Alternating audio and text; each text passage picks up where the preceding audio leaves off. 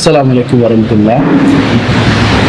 அடுத்த தலைப்பாக பேச்சுக்கலை, பேசுவது எப்படிங்கிற தலைப்பில் சகோதரர் காமில் சலஃபி மௌலவி அவர்களை அன்புடன் வரவேற்கிறேன். பிஸ்மில்லாஹிர் ரஹ்மானிர் ரஹீம். நஹ்மதுஹு வ நுஸல்லி அலா ரசூலில் கரீம். அம்மா பஅத். அன்பார்ந்த சகோதரர்களே, இன்றைய நாளின் மிக முக்கியமான ஒரு தலைப்பில் இருக்கின்றோம். பேச்சுக்கலை. இதுதான் இந்த எங்களோட முகாம்ட நோக்கமே அதுதான். ஏன்னா பேச்சுக்கலை என்றால் என்ன, அது தொடர்பான முக்கியமான சில விடயங்களை இந்த நிகழ்ச்சியில நாங்க பார்க்கிறோம். பேச்சுக்கலை என்றால் என்னன்னா, ஒரு மனிதர் தான் கொண்ட உணர்வுகளை, தான் சொல்ல வந்த ஒரு விஷயத்தை மற்றவர்களுக்கு சொல்லும் பொழுது அதை சரியாக மற்றவர்கள் விளங்கி கொண்டாங்கன்னு சொன்னா அந்த கம்யூனிகேஷன் சரியாக நடக்கிறது தான் பேச்சுக்கலையில அடிப்படையான ஒரு முக்கியமான விஷயம். இந்த பேச்சுக்கலையானது அல்லாஹ் தஆலா ஒவ்வொரு மனிதனுக்கும் தந்த மிக முக்கியமான ஒரு அருள். அவங்களோட ஃபீலிங்ஸ், அவங்க சொல்ல வந்த விஷயங்கள், அவங்களோட உணர்வுகளை மற்றவங்களுக்கு சொல்ல கிடைக்கிறதுன்றது மிக முக்கியமான ஒரு அருளாக அது பார்க்கப்படுகின்றது. பேச்சுக்கலையானது தொடர்பு கொள்ளக்கூடிய ஒரு கருவியாக காணப்படுகின்றது.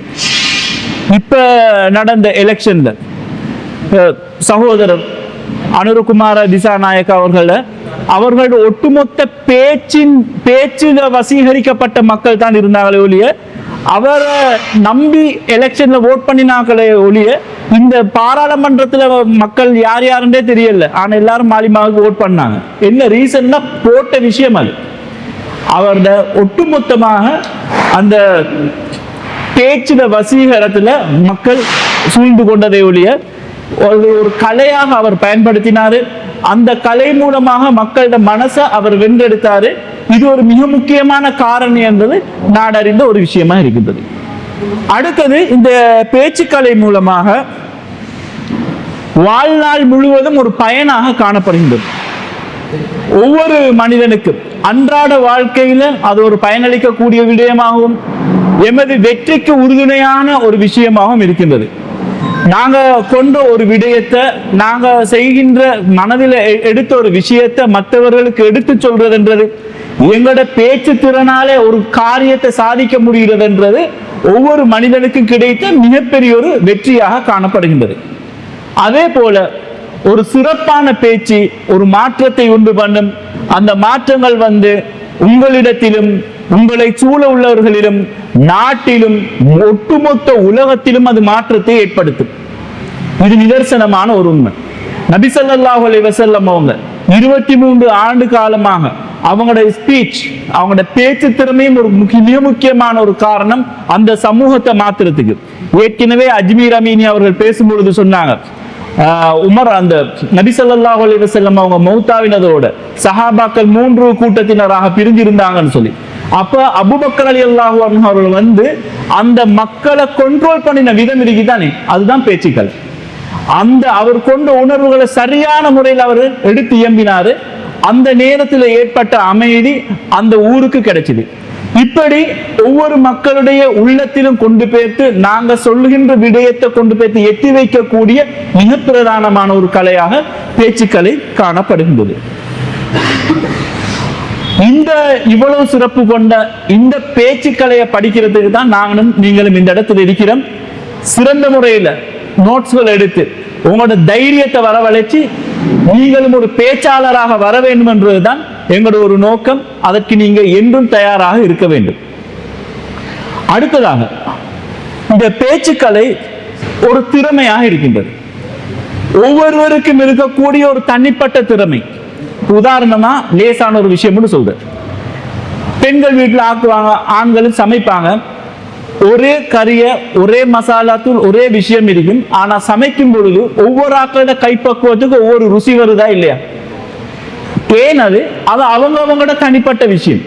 ஒவ்வொரு முறையும் இவர மாதிரி தான் பேசணும்னா அப்படி இல்லை. எங்களுக்கொண்டு ஒரு பாணி இருக்குது, எங்களுக்கொண்டு ஒரு திறமை இருக்குது.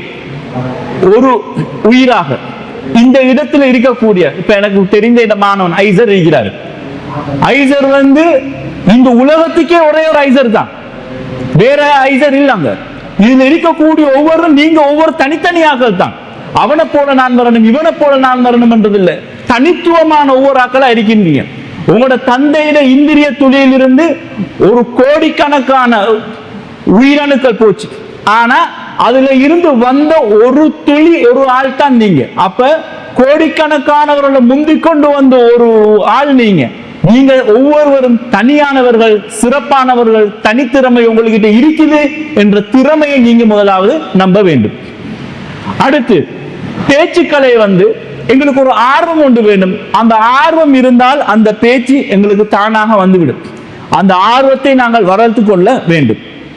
அடுத்ததாக பேச்சுக்களை என்பது ஒரு தைரியம்.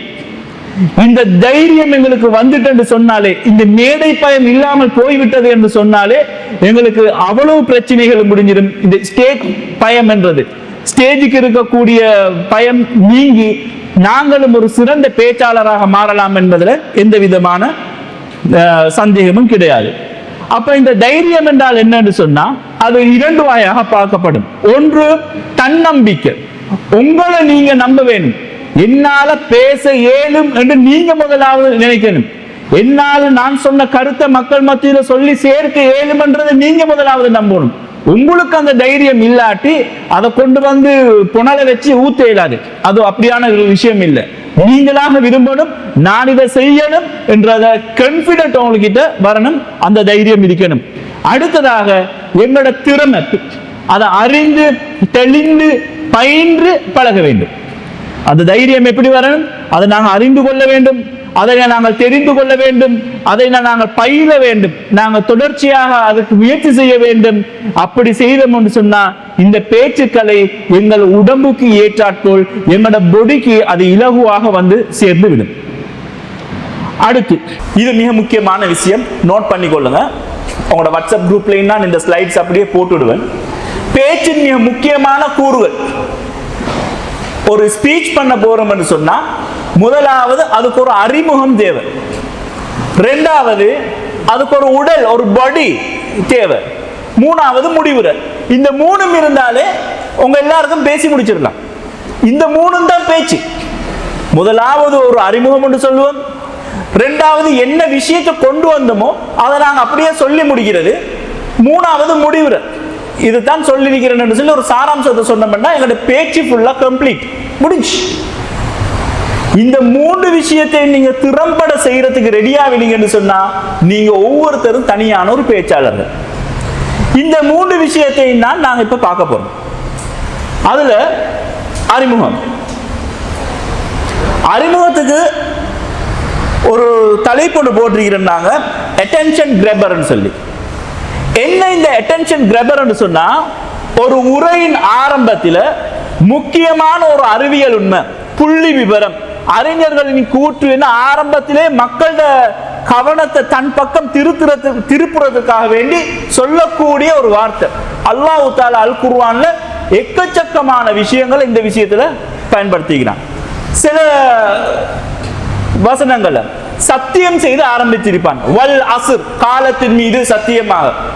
அல்லாஹ் தஆலா ஒரு பொருளை சத்தியம் செஞ்சுக்கிறான்டா பின்னுக்கு சொல்லக்கூடிய விஷயத்துல ஏதோ ஒரு முக்கியமான விஷயம் இருக்குது. இதுதான் இந்த அட்டென்ஷன் கிராபர்னு சொல்றது. நபி ஸல்லல்லாஹு அலைஹி வஸல்லம் அவங்களோட உரையில் இந்த அட்டென்ஷன் கிராபரை பத்தி, அட்டென்ஷன் கிராபர் கூடுதலாக பயன்படுத்தப்பட்டிருக்கு. நபி அவங்க கேட்பாங்க, ஒரு மனிதன் நிற்கிறாரு, அவருடைய வீட்டுக்கு முன்னால ஒரு ஆறு ஒன்று ஓடிக்கொண்டிருக்கும். அந்த ஆத்துல அவர் 5 நேரம் குளிக்கக்கூடியவராக இருப்பாரு. அவருடைய உடல்ல ஏதாவது ஒரு ஊத்த இருக்குமான்னு கேட்கிறாங்க. சஹாபாக்கள் கேட்கிறாங்க, யார் ரசூலல்லாஹ், ஆத்துல 5 நேரம் அவர் குளிக்கிறார் என்று சொன்னா அவருடைய மேல எப்படி இருக்கும்? அதுக்கு பொருள் நபி அவங்க சொல்றாங்க, அத மாதிரி தான் 5 நேரம் தொழுகிறவன் மேல பாவங்களோட கரைகளை அல்லாஹ் மன்னித்து விடுகின்றான் என்று சொல்லி.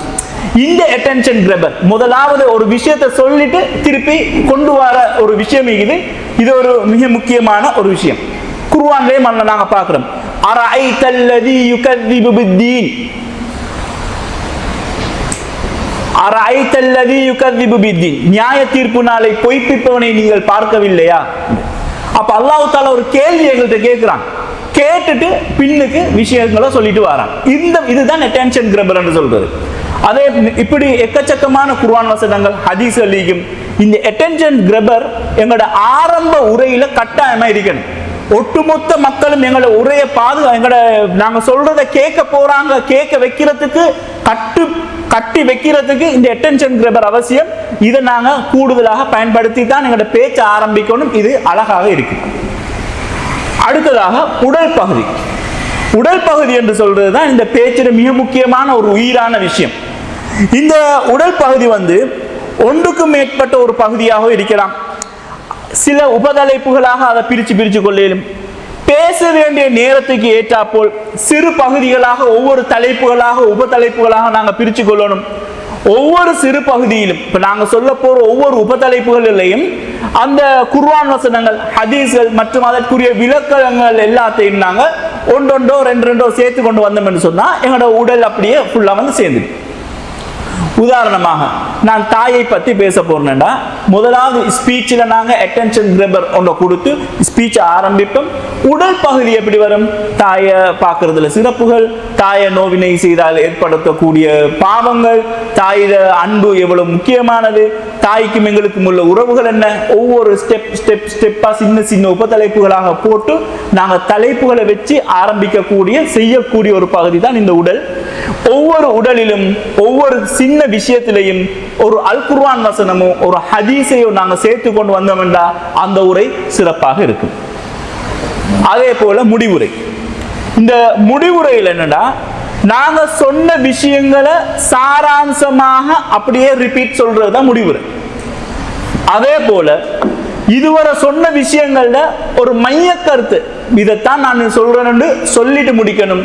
முடிக்கும் முன்பு கட்டாயமாக செயற்பட அழைப்பு விடுக்கணும். என்ன செயற்பட அழைப்பு விடுக்கிறேன்னு சொன்னா, மேல நான் தாயிட விஷயங்களை பத்தி சொன்னேன், அந்த சிறப்புகள் எல்லாத்தையும் சொல்லியிருக்கிறேன்.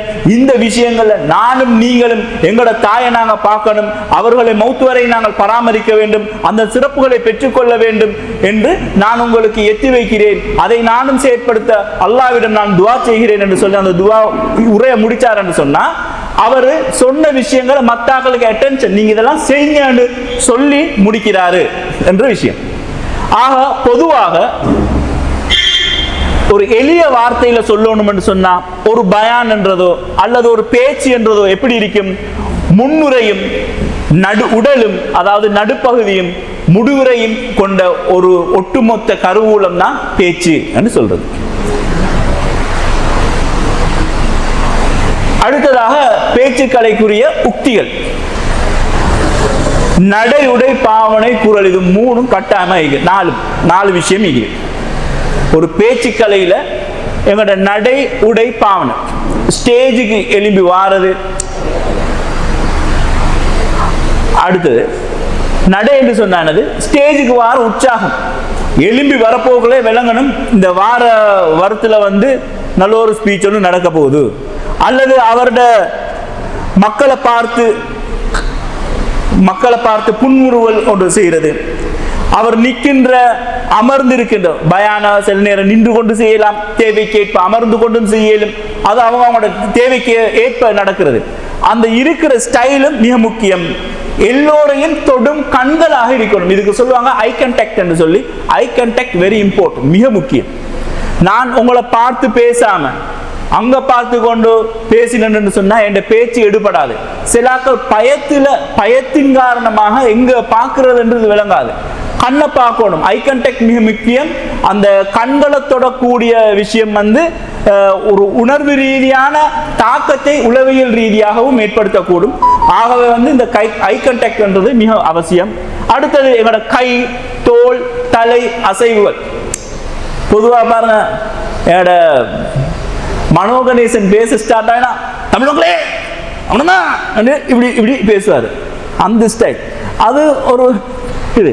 அது மாதிரி அவங்களோட தோல், தலை, இந்த மாதிரி ஒவ்வொன்றையும் பேசுறது இருக்குது. ஒவ்வொரு ஆக்களுக்கு ஒவ்வொன்று இருக்குது. எங்களோட ரவுஃப் ஹக்கீம் சார், அவர் பேச ஸ்டார்ட் பண்ணாருன்னா இப்படி பேசுவாரு, இப்படி திரும்பி பார்த்து பேசுவாரு, இப்படி என்றுவாரு, திரும்பி இப்படி பார்ப்பாரு, ஜல பார்ப்பாரு, ஜல பேசுவாரு, ஒட்டுமொத்த மக்களோட க்ரௌடையும் செய்வார். அது மிக முக்கியம். அது ஒவ்வொரு ஆக்களுக்கும் வரக்கூடிய தனியான பாணி. இதைத்தான் நாங்கள் பேசணும்ன்றதில்லை. ஜாக்கிர் நாயக் அவங்க பேச போகல தனியாக நின்ற இடத்துல நின்று கொண்டு கையை கட்டி கொண்டு அது அவருடைய ஸ்டைல். அது ஒவ்வொரு ஆக்களுக்கும் தனித்தனியாக இயல்பாக வரும். அது தேவைக்கேற்ப செய்து கொள்ள வேண்டும். கூடுதலாக நாங்கள் இதை இப்படி செஞ்சோம்னு சொன்னால் அது டான்ஸ் ஆடுற மாதிரி ஆகிடும், கோமாளித்தனமாகவும் ஆகிடக்கூடும். அடுத்தது உடல். இது மிக முக்கியம்.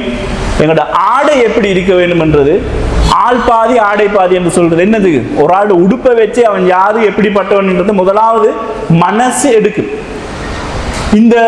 இது மிக முக்கியம். The first impression is best impression. முதலாவதாக நாங்க பார்த்து மனசுக்கு எடுக்கிறது தான் மிக முக்கியம். அது கட்டாயமாக இருக்க வேண்டும். அது ஆடை ஒழுங்கமைப்பு சரியான முறையில் இருக்க வேண்டும். பொருத்தமான ஆடை. இப்போ பொருத்தமான ஆடை என்றது ஜும்மா செய்ய போகல ஒரு கைக்கட்ட ஷர்ட் ஒன்றே ஒரு டிஷர்ட் ஒன்றே போட்டுக்கொண்டு ஜும்மா பண்ணினா கூடுமா கூடாதான்னு கேட்டால் மார்க்க ரீதியாக ஏதோ ஒன்று கூடும். பார்க்குறவன் கேட்குறவன் பார்க்க மாட்டான், சொல்கிறவன் நான் கேட்க மாட்டான். அவரோட முடி இருக்கிற ஸ்டைலை பார்த்துட்டு என்னப்பா இவன் இப்படி முடி வச்சு கொண்டிருந்து எங்களுக்கு பயம் பண்ண வாரான்னு சொல்றான். அலங்கோலமா தலைமுடி இருந்துச்சுன்னா இவன் முடிய முதலாவது வெட்ட சொல்லுங்கன்னு சொல்லுவான். இது மக்கள் எதிர்பார்க்கிறது. அப்ப எங்களோட ஆடை மிக முக்கியமானது உண்டாയിരിക്കും. அவங்களோட அணியக்கூடிய ஷர்ட் கலர், ஷர்ட் டிசைன், இது எல்லாத்தையும் மக்கள் பார்ப்பாங்க. ஈவெண்ட்டுக்கு ஏற்ற மாதிரி எங்களோட ஆடைகள் அணிய வேண்டும். இப்போ இந்த இடத்துல நான் ஒரு டையையும் போட்டு ஷூவும் போட்டு வந்து நல்லா இருந்திருக்கு. ஆனால் இங்கே நீங்கள் அது பொருத்தம் தேவைப்படலை. இதுக்கு கீழே அந்த இடத்துக்கு ஏற்ற மாதிரி வரப்போகல தேவைப்படலை. அப்போ அந்த ஈவெண்ட்டுக்கு ஏற்ற ஒரு ஆடைகளை நாங்கள் அணிகிறது கட்டாயமான ஒரு விஷயம். தளர்வின்றி இருக்க வேண்டும். நாங்கள் உடுக்குற ஆடை எங்களுக்கு இறுக்கி கொண்டு இல்லாமல் எங்களுக்கு கம்ஃபர்டபுளாக இருக்கக்கூடியதும் கட்டாயம். ஏன்னா உடையும் நாங்கள் பேசக்கூடிய நேரத்தையும் எங்களையும் டிஸ்டர்ப் பண்ணாமல் இருக்கும். அடுத்தது ஆடையிட நிறத்திலையும் கவனம் செலுத்தி கொள்ள வேண்டும். அடுத்தது பாவனை.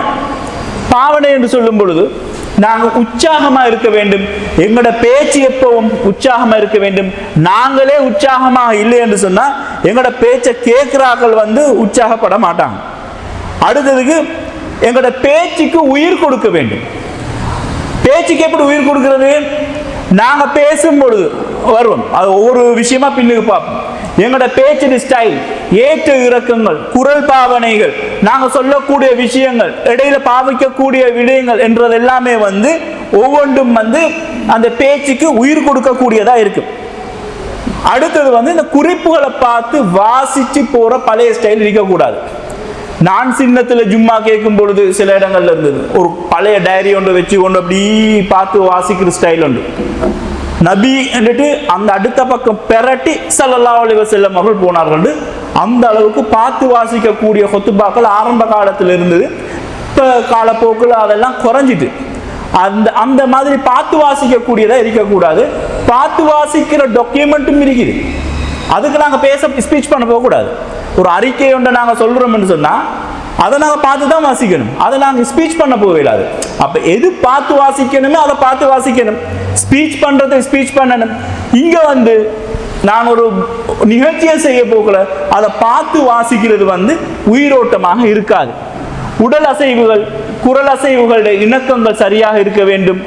நாங்கள் பேசும் பொழுது உண்மையை உணர்ந்து உண்மையாக பேச வேண்டும். பொய்யாக பேசுறத தவிர்த்து கொள்ள வேண்டும். என்ன பேசுறோம்ன்றதை விளங்கி கொண்டு பேசினா தான் சரியாக போகும். இல்லாட்டி இவன் என்னப்பா முன்னுக்கு பேத்து ஒளறி கொண்டு இருக்கிறான் என்று சொல்லி கேட்டுக்கொண்டு இருக்கிறார்கள், அப்படியே எடுத்துக்கொள்வாங்க. அது சாதாரண ஒரு விஷயம் ஒன்று இல்லை. அப்போ குயிக்காக பேத்து சேர்ந்துடும். அடுத்தது எங்களோட குரல். குரல் நாங்கள் பேசக்கூடிய ஸ்பீச். இப்போ இந்த மைக் இல்லாட்டியும் தொங்கல் இருக்கக்கூடிய ஒரு நபருக்கும் நாம் பேசுறது பேத்து கேட்கக்கூடிய ஒரு ஒலி அளவில் இருக்கணும். நாங்கள் பாவிக்கக்கூடிய தொனி, அதில் தோணி என்று டைப் பண்ணப்பட்டிருக்குது. தொனி எப்படின்னா அந்த வார்த்தைக்கு உயிர் சேர்க்கும். ஏற்ற இறக்கங்களை ஒவ்வொரு இடத்துக்கும் எப்படி எப்படி பேசணுமோ அந்த தொனி ஒவ்வொரு டோன்ல போகும்.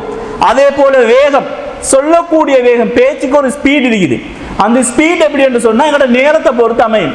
கொஞ்ச நேரம் நிறைய செய்தி சொல்றேன்டா அதுக்கேற்ற மாதிரி ஒரு ஸ்பீட்ல போகும். டைம் நல்லா ரிலாக்ஸ் ஆகிக்குதுன்னு சொன்னால் அதுக்கேற்ற மாதிரி ஒரு நேரத்தில் போகும். இதை கொஞ்சம் கவனித்துக் கொள்ள வேண்டும். அடுத்தது அசைவு, ஏற்ற இறக்கங்களோட சரியாக இருக்க வேண்டும். பஞ்ச் என்று சொல்லப்பட்ட ஒரு சொல்ல நான் இங்க போட்டுகிறேன். அது என்னன்னு சொன்னா, மனதில் எதிரொலிக்கும் வண்ணம் நாங்க சொல்ற விஷயங்களை பேசி சேரணும். நான் உன்னை பேசினேன்னா பேசினத்தை நீங்க புறவு யோசிச்சு இது இப்படி இப்படிலாம் சொன்னாருன்னு சொல்லி உங்களோட மனசு எதிரொலிக்கிற அளவுக்கு என் பேச்சிட தன்மை உங்களோட மனசுல வந்து சேரணும். அடுத்தது, ஒரு பேச்சுக்கு இருக்கக்கூடிய மிக முக்கியமான அலங்காரங்கள் ஒரு தலைப்பு போட்டுக்கிறோம். இது மிக முக்கியமான ஒரு விஷயம். ஒவ்வொரு பேச்சுக்கும் அலங்காரங்கள் இருக்கு. பேசும் பொழுது நாங்கள் தகவல்களை நிரம்பி பேச வேண்டும். என்ன தகவல்?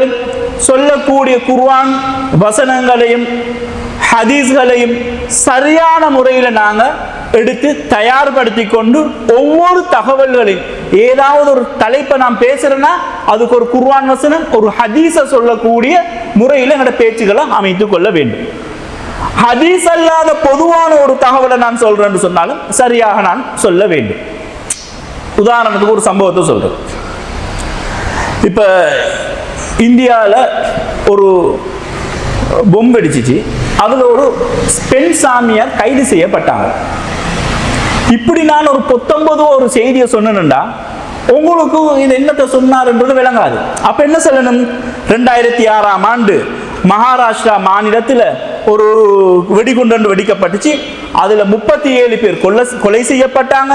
அதுல பெண் சாமியாராக இருந்த பிராக்யா சங்கை என்று சொல்லக்கூடியவர் கைது செய்யப்பட்டிருக்கிறாங்க என்று சொன்னா 19வாக இல்லாம ஒட்டுமொத்தமாக ஒரு சம்பவத்தை ஒரு விஷயத்தை நாங்கள் குறிப்போட சொல்றது எங்களோட பேச்சுக்கு மிக முக்கியமாக இருக்கு. அடுத்ததாக, கதை கேட்க விரும்பும் மனித இயல்பு. அல்லாஹ் தஆலா அல் குர்ஆன்ல அதிகமான வரலாற்று சம்பவங்களை சொல்லிக்கிறான். யூசுப் அலைஹிஸ்ஸலாத்து வரலாற்று சொல்லும் போது அஹ்ஸனுல் கஸஸ் என்று சொல்றான், அழகான கதை என்று சொல்லி. நபிமார்களோட வரலாறுகளை சொல்லிட்டு இதுல நிறைய படிப்பினைகள் இருக்கு என்று சொல்றான். பொதுவாக கதை கேட்கக்கூடிய இயல்பு சிறியவர்கள் முதல்ல பெரியவர்கள் வரை அனைவருக்கும் விருப்பமான ஒரு விஷயம். ஆகவே பேச்சுக்கள் எங்களோட உரையில் ஒரு கதைகளை நாங்கள் சேர்த்து கொண்டு போறது மிகவும் நல்ல ஒரு விஷயமா இருக்கு. அதே போன்று பல்சுவையில் பேச வேண்டும். பல்சுவையில் பேசுறேன்னு சொன்னா மிமிக்ரி பண்றது இல்லை, தேவைப்படுற இடத்துல ஒரு லோக்கலான சில பாஷைகளை பேசுறது, எந்த நேரத்திலையும் இலக்கண ரீதியாக இல்லாம ஊருக்கேற்ற சொல் மரபுல பேசிக்கொள்றது. இப்ப உதாரணத்துக்கு சொல்றேன், எனது தந்தை எப்பொழுதும் என்னை பள்ளிக்கு போ போ என்று சொல்லிக் கொண்டு இருந்தார். இதை விட என் வாப்பா எப்ப பாரு பள்ளிக்கு போ போன்னு நை நைன்னு அலட்டி கொண்டே இருக்கிறாரு. இப்படி 1-2 வார்த்தைகளை பேசணும். இது கொஞ்சம் எங்களோட பேச்சுக்கு எடுப்பு தூக்கி கூட்டும். இப்படியே பேசிக்கொண்டு இருந்தா ஜோக்கா பேசிடும். ஒரு மௌலை ஜும்மா பயம் பண்ணினாரு, ஒரு கார்ட்டூனை பார்த்துட்டு விட்டுட்டாரு பிடிச்சி. அதுல அந்த மாதிரி வராம ஏய் நீங்க இருந்து வந்த யூசுப் ஓடிவா ஓடிவா நம்பார உன்னை காப்பாத்துறேன்னு சொல்லி பார்த்த விஷயத்தை அப்படியே அதே இதுல டோன்ல விட்டுட்டு போயிட்டாரு. இந்த மாதிரி எல்லாம் பேசிடக்கூடாது. எடுக்கணும், தகவல் எடுக்கிறது வேற விஷயம், ஆனா சொல்றது ஒழுங்கா இருக்கணும். எந்தெந்த இடத்துல இதெல்லாம் போடுறது அது எங்களோட பேச்சாளர்ல போக போக ஒரு அனுபவத்திலும் திறமையிலையும் அது சேரும். இதெல்லாம் உப்பு மசாலா மாதிரி கொஞ்சம் போடணும். தேவைக்கு அதிகமாக கூடிச்சுன்னு சொன்னா ஜோக்கா பேத்தும் சீரியஸா இருக்காது. அதே போல இடைவெளி விட்டு பேச வேண்டும். அந்த இடைவெளி என்றது ஒரு சொல்லுக்கும் ஒரு சம்பவத்துக்கும் ஏற்ப சில இடங்கள்ல நாங்க ஒரு இடைவெளி ஒன்று விடணும். இதுக்கு சொல்லுவாங்க பவர் பவுஸ். இந்த பவுஸ், இந்த இடைவெளி விடுறது மிக முக்கியமான ஒரு விஷயம். அல்லாஹ் தஆலா குர்ஆன் சம்பவங்களை சொல்லும் பொழுது, இப்போ நான் ஒரு குர்ஆன் சம்பவத்தை சொல்றேன். அல்லாஹ் தஆலா குர்ஆன்ல சவால் விடுறான். 7 மணி சொன்னா ஒட்டுமொத்தமாக எல்லோரும் சேர்ந்து இந்த மாதிரி ஒரு முழு குர்ஆனை கொண்டு வாங்க பார்ப்போம். ஒரு இடைவெளி. அடுத்தது, அப்படி உங்களால் ஏலாவா இல்லாட்டி எல்லாரும் சேர்ந்து கொஞ்சம் அத்தியாயங்களையாவது எடுத்துட்டு வாங்க. அதுவும் மேலாக ஒரு அத்தியாயத்தையாவது எடுத்துட்டு வாங்கன்னு சொல்லி அல் குர்ஆன் சொல்லக்கூடிய இந்த விஷயங்களுக்கு இடையில சின்ன சின்ன சின்ன சின்ன ஒரு இடைவெளி விடுறதுக்கு தானே அது எங்களோட பேச்சின தரத்தை கொஞ்சம் கூட்டும். எல்லாத்தையும் கடன்னு சொல்லிட்டு போறதை விட ஒவ்வொரு சென்டென்ஸுக்கும் அந்த பந்திக்கும் தேவைக்கு ஏற்ப ஒரு சிறு இடைவெளி, சின்ன ஒரு பவுஸ், அது எங்களோட பேச்சு அழகாக்கும். அதே போல சிந்தனையை தூண்டும் விதமான எதிர்வாதங்களை வைத்து பேச வேண்டும். பேச போகல சிந்தனையை தூண்டக்கூடிய எதிர்வாதங்களை வச்சு பேசணும். கொஞ்ச காலமா ஜுப்ப உடுத்தவன் எல்லாமே தீவிரவாதி, தாடி வச்சவன் எல்லாமே தீவிரவாதி. இந்த மாதிரி பார்க்கக்கூடிய ஒரு நிலைமை காணப்பட்டுச்சு. சரி, ஜுப்ப உடுத்தவன் எல்லாம் தீவிரவாதி என்றா SWRD பண்டாரநாயக்கவ 1959 ஆண்டு செப்டம்பர் மாதம் 25 கொலை செஞ்சது யார்? ஒரு பிக்கு, ஒரு பௌத்த பிக்கு, சோமரத்ன என்று சொல்லக்கூடிய ஒரு பிக்கு. அவரோட சால்வைக்குள்ளுக்கு ஒரு துப்பாக்கியை கொண்டு வந்து சுட்டு கொண்டார். அப்ப இந்த சம்பவத்தை சொல்லி அப்ப நீங்களும் தீவிரவாதம், இதுவும் தீவிரவாதம் தான். மனுஷன்ல எல்லாரும் இருப்பாங்க, தீவிரவாத சிந்தனை கொண்ட எல்லா சமூகத்திலும் எல்லாரும் இருப்பாங்க. அதுக்கு ஒட்டுமொத்த சமூகத்தை நாங்க சொல்லிட்டு போக கூடாது. இப்படி சில விஷயங்களை சொல்லணும், எதிர்வாதங்களை வைக்கணும். இங்கேயும் இருக்கிறான் தான், இப்படி எல்லாம் நடக்குதான் என்று சொல்லக்கூடிய சில பாயிண்ட்ஸ் நாங்க சொல்லிக்கொண்டு போக வேண்டும். அடுத்தது, பழமொழிக்கு தனியான ஒரு மதிப்பு இருக்குது. பேச்சுல ஸ்பீச் பண்ணும் பொழுது எங்களுடைய ஸ்பீச்சுக்கு நடுவில் இடைக்கிற பழமொழிகளை சொல்லி கொண்டு போறதுல ஒரு மவுஸ் ஒன்று இருக்குது. ஆனா அந்த பழமொழியை சொல்லும் பொழுது கவனித்துக் கொள்ள வேண்டும், இஸ்லாத்துக்கு இந்த பழமொழி சரியா போகுதான்னு சொல்லி. பட்ட காலிலே படும் கெட்ட குடியே கெடும்னு சொல்லி ஒரு பழமொழி. இப்படி என்ன அர்த்தம்? அடிப்பட்டவன் அடிபட்டு கொண்டே தான் இருப்பான், கஷ்டம் வந்து கொண்டே தான் இருக்கும். ஆனா இஸ்லாமிய அடிப்படையில் இந்த பழமொழியை பார்த்தோம்னு சொன்னா இது அப்படி இஸ்லாம் இல்லை, இஸ்லாம் அப்படி சொல்லல. ஏன்னா துன்பத்துக்கு பிறகு இன்பம் இருக்குன்னு சொல்லுது இஸ்லாம். பிரச்சனைகளும் கஷ்டங்களும் மனுஷனுக்கு மாறி மாறி வரக்கூடியது, இந்த மாதிரி இருக்கக்கூடியது. அப்ப பழமொழி சொல்றோம்னு சொல்லி இஸ்லாத்துக்கு விரோதமான சில பழமொழிகளை சொல்லக்கூடாது. அவங்களோட பிரமத தெய்வங்களோட பெயர்கள் வரக்கூடிய மாதிரி பழமொழிகள் சொல்லக்கூடாது. கூடுதலாக இந்த திருக்குறளை வச்சு திருக்குறள் எல்லாம் சொல்லி ஸ்பீச்சுவல்ல பயான்ல கூடுதலாக அடுக்கி கொண்டு போகக்கூடாது. இதெல்லாம் ஒரு தரத்தை எங்களுக்கு ஏற்படுத்தக்கூடியது. அதே நேரம் அரபுல இப்படி ஒரு பழமொழி இருக்குதுன்னு சொல்லி அந்த பழமொழியை அரபுல சொல்றது, ஆங்கிலத்தில் இப்படி ஒரு பழமொழி இப்படியும் சொல்வார்கள். இப்ப நான் ஆரம்பத்தில் சொன்னேன், the first impression is best impression னு சொல்லி இப்படி ஒரு பழமொழி ஒரு விஷயத்தை சொல்லிட்டு நாங்க சொல்லும் பொழுது எங்களுடைய ஸ்பீச்சுக்கு கூடுதலான ஒரு அட்ராக்டிவ் காணப்படும். அதே போல விஷயங்கள் சொல்லும் பொழுது நீதிமன்ற தீர்ப்புகள், நீதிபதிகள் சொன்ன விஷயங்கள், தகவல்களை சொல்லி எங்களுடைய பேச்சுக்களுக்கு பாயிண்ட்ஸா நாங்க சொல்லுவோம்னு சொன்னா அது மிகவும் சிறப்பாயிருக்கும். இலங்கை வரலாற்றில் உயர் நீதிமன்றத்தால இந்த நாட்டு பங்களோட ஆகிறதுக்கு காரணம் யாருன்றத நீதிமன்றத்தால் அறிவிச்சாங்க. யாரு? ராஜபக்ச குடும்பம் என்று அறிவிச்சு வச்சிருக்கு. அப்ப இந்த மாதிரி நீதிமன்ற தீர்ப்புகள் எல்லாம் இருக்கும் பொழுது மத்தாக்களை பிடிச்சி அவன் கல்லன் இவன் கல்லன் என்று சொல்லி சரி வருமா? சரி வராது.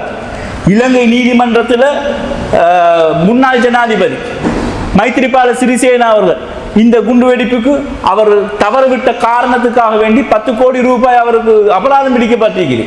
இந்த தீர்ப்புகள் எல்லாத்தையும் சொல்லணும். அப்ப செஞ்ச பிழையெல்லாம் நீங்க குற்றத்தை சுமக்க வேண்டியது நாங்களா? அப்ப நீதிமன்ற தீர்ப்புகளை சொல்லி நாங்க பேசும் பொழுது எங்களோட பேச்சு ஹைலைட்டாவே எடுபடக்கூடும். அதே போல புதுமொழிகள் ஒன்று ரெண்டு பயன்படுத்தி எங்களோட ஸ்பீச்சை பண்றது கொஞ்சம் நல்லா இருக்கு. என்ன புதுமொழி? பழமொழி இல்லை, ஊர் வழக்கத்துல சில விஷயங்களை சொல்லுவாங்க. பேச்சில் அவர் சுல்தான், செய்யற விஷயம் எல்லாம் ஷைத்தான் சொல்லி இந்த மாதிரி சில விஷயங்கள் இருக்குது.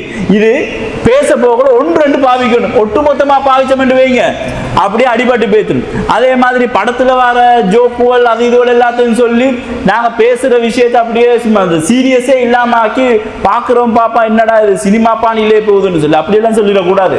சில ஸ்பீச் அப்படியே போகும்போது ஒன்று ரெண்டு வார்த்தைகள் வந்துடும், கவனமாக அதெல்லாம் பார்த்து பேசணும்.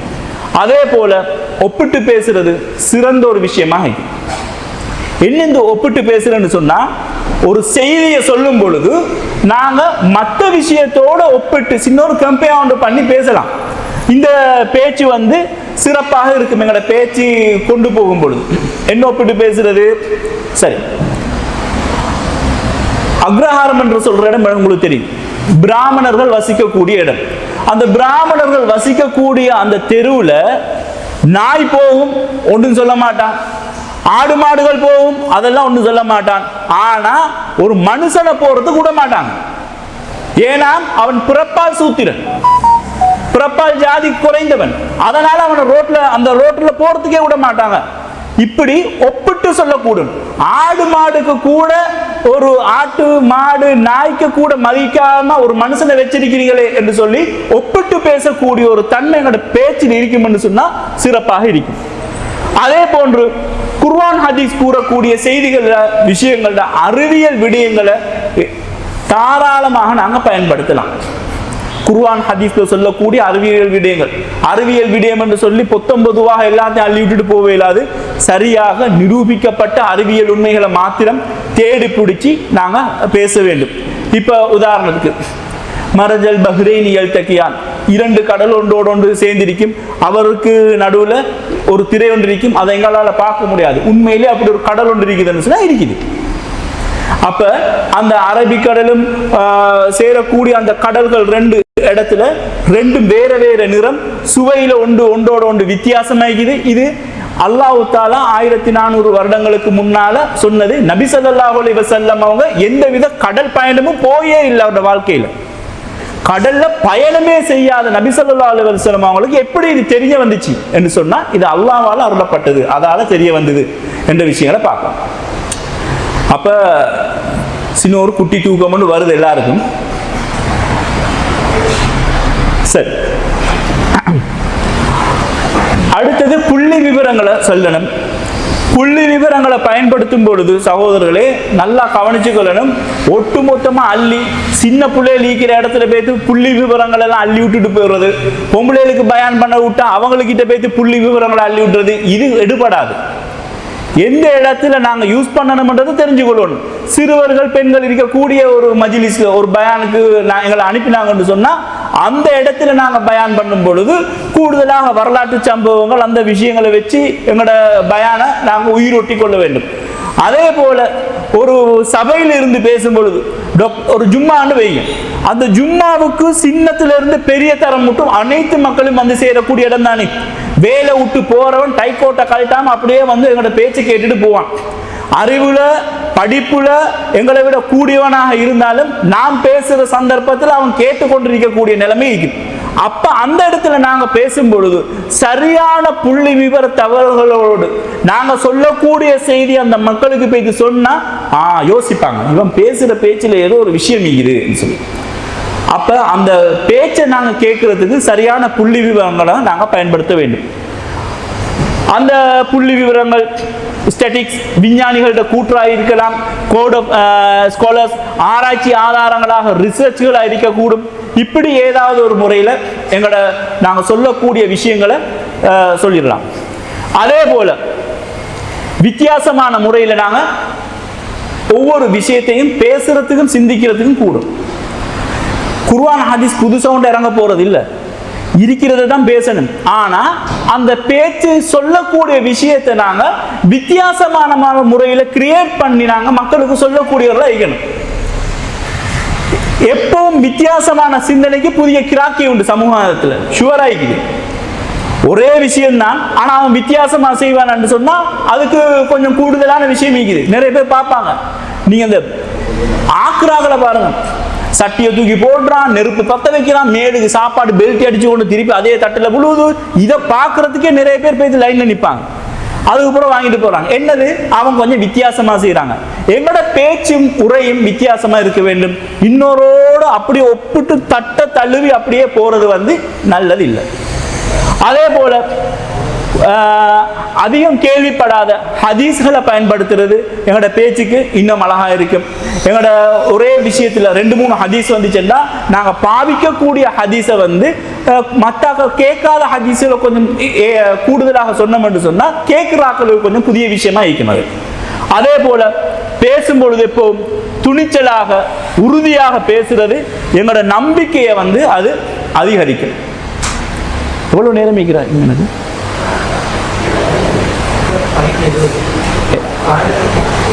12 மணி மட்டும்.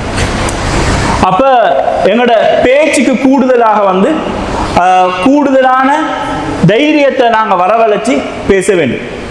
அப்ப எங்களோட தைரியம் என்றதை ஒருபோது நாங்க இழக்கக்கூடாது. நிறைய பேர் விடுற இடம் அதுதான். ஜும்மாக்கு ஏறுறதுக்கு பயம், தைரியம் இல்லை. சின்ன ஒரு 5 நிமிஷம் ஒரு பயான தர்றது தைரியம் இல்லை. முதலாவது உங்களோட துணிச்சலை நீங்க கொண்டு வாங்க. உங்களோட பேச்சை நீங்க பேசி பாருங்க. பேசும் பொழுது சொல்ற விஷயத்தை அடிச்சு சொல்லுங்க, இதுதான் சரின்னு சொல்லி. அந்த தைரியம் வந்து எங்களுக்கு அடுக்காக வந்துச்சுன்னு சொன்னா எங்களோட பேச்சு போகும். எல்லா இடத்துக்கும் தைரியமா பேசுறோம்ல, எந்த இடத்துல நாங்க தைரியமா பேசுறோம், கொள்கையை சொல்றோம் வைங்க, ஒட்டாச்சி பேசணும்னா அந்த இடத்துல அப்படித்தான் பேசணும். இது மையத்தூட்டுக்கு போயிட்டு பயான் பண்ணுன்ற போகல நாங்க தைரியத்தை பேசுறியாங்க. அங்க என்ன பேசணும், மௌத்தானவர் இப்படிதான் ஆவிக்கிறாரு, இவங்களுக்கு துவா செய்யணும், கபருடைய வேதனையை பத்தி, அப்படி இடத்துக்கு ஏற்ற மாதிரி பேசணும். ஆனா பேசுறதுக்குரிய தைரியத்தை நாங்க மனசுல எடுத்துக்கொள்ள வேண்டும். அதே போல உணர்வு பூர்வமான உருக்கமான செய்திகளை நாங்க பயன்படுத்திக் கொள்ள வேண்டும். எங்களோட ஸ்பீச்ல எப்பவுமே அழுது கொண்டுமே இருக்கிற மாதிரி மிக கூடாது. அதே போல நாங்க வந்து அந்த சொல்லக்கூடிய செய்திகளை அழுது அழுது அழுதுன்னு போய்க்கு கண்ணை கசக்கி கொண்டு ஆக்காட முன்னுக்கு பயான் பண்றேன்னு சொல்லி அந்த மாதிரி அடிச்சாங்க. இப்படி ஒரு ஸ்டைலும் இருக்குது. இது மக்கள் பார்க்குறாங்களுக்கு விளங்கும் ஏதோ ஒரு கோமாளித்தனம் பண்றாங்கன்னு சொல்லி.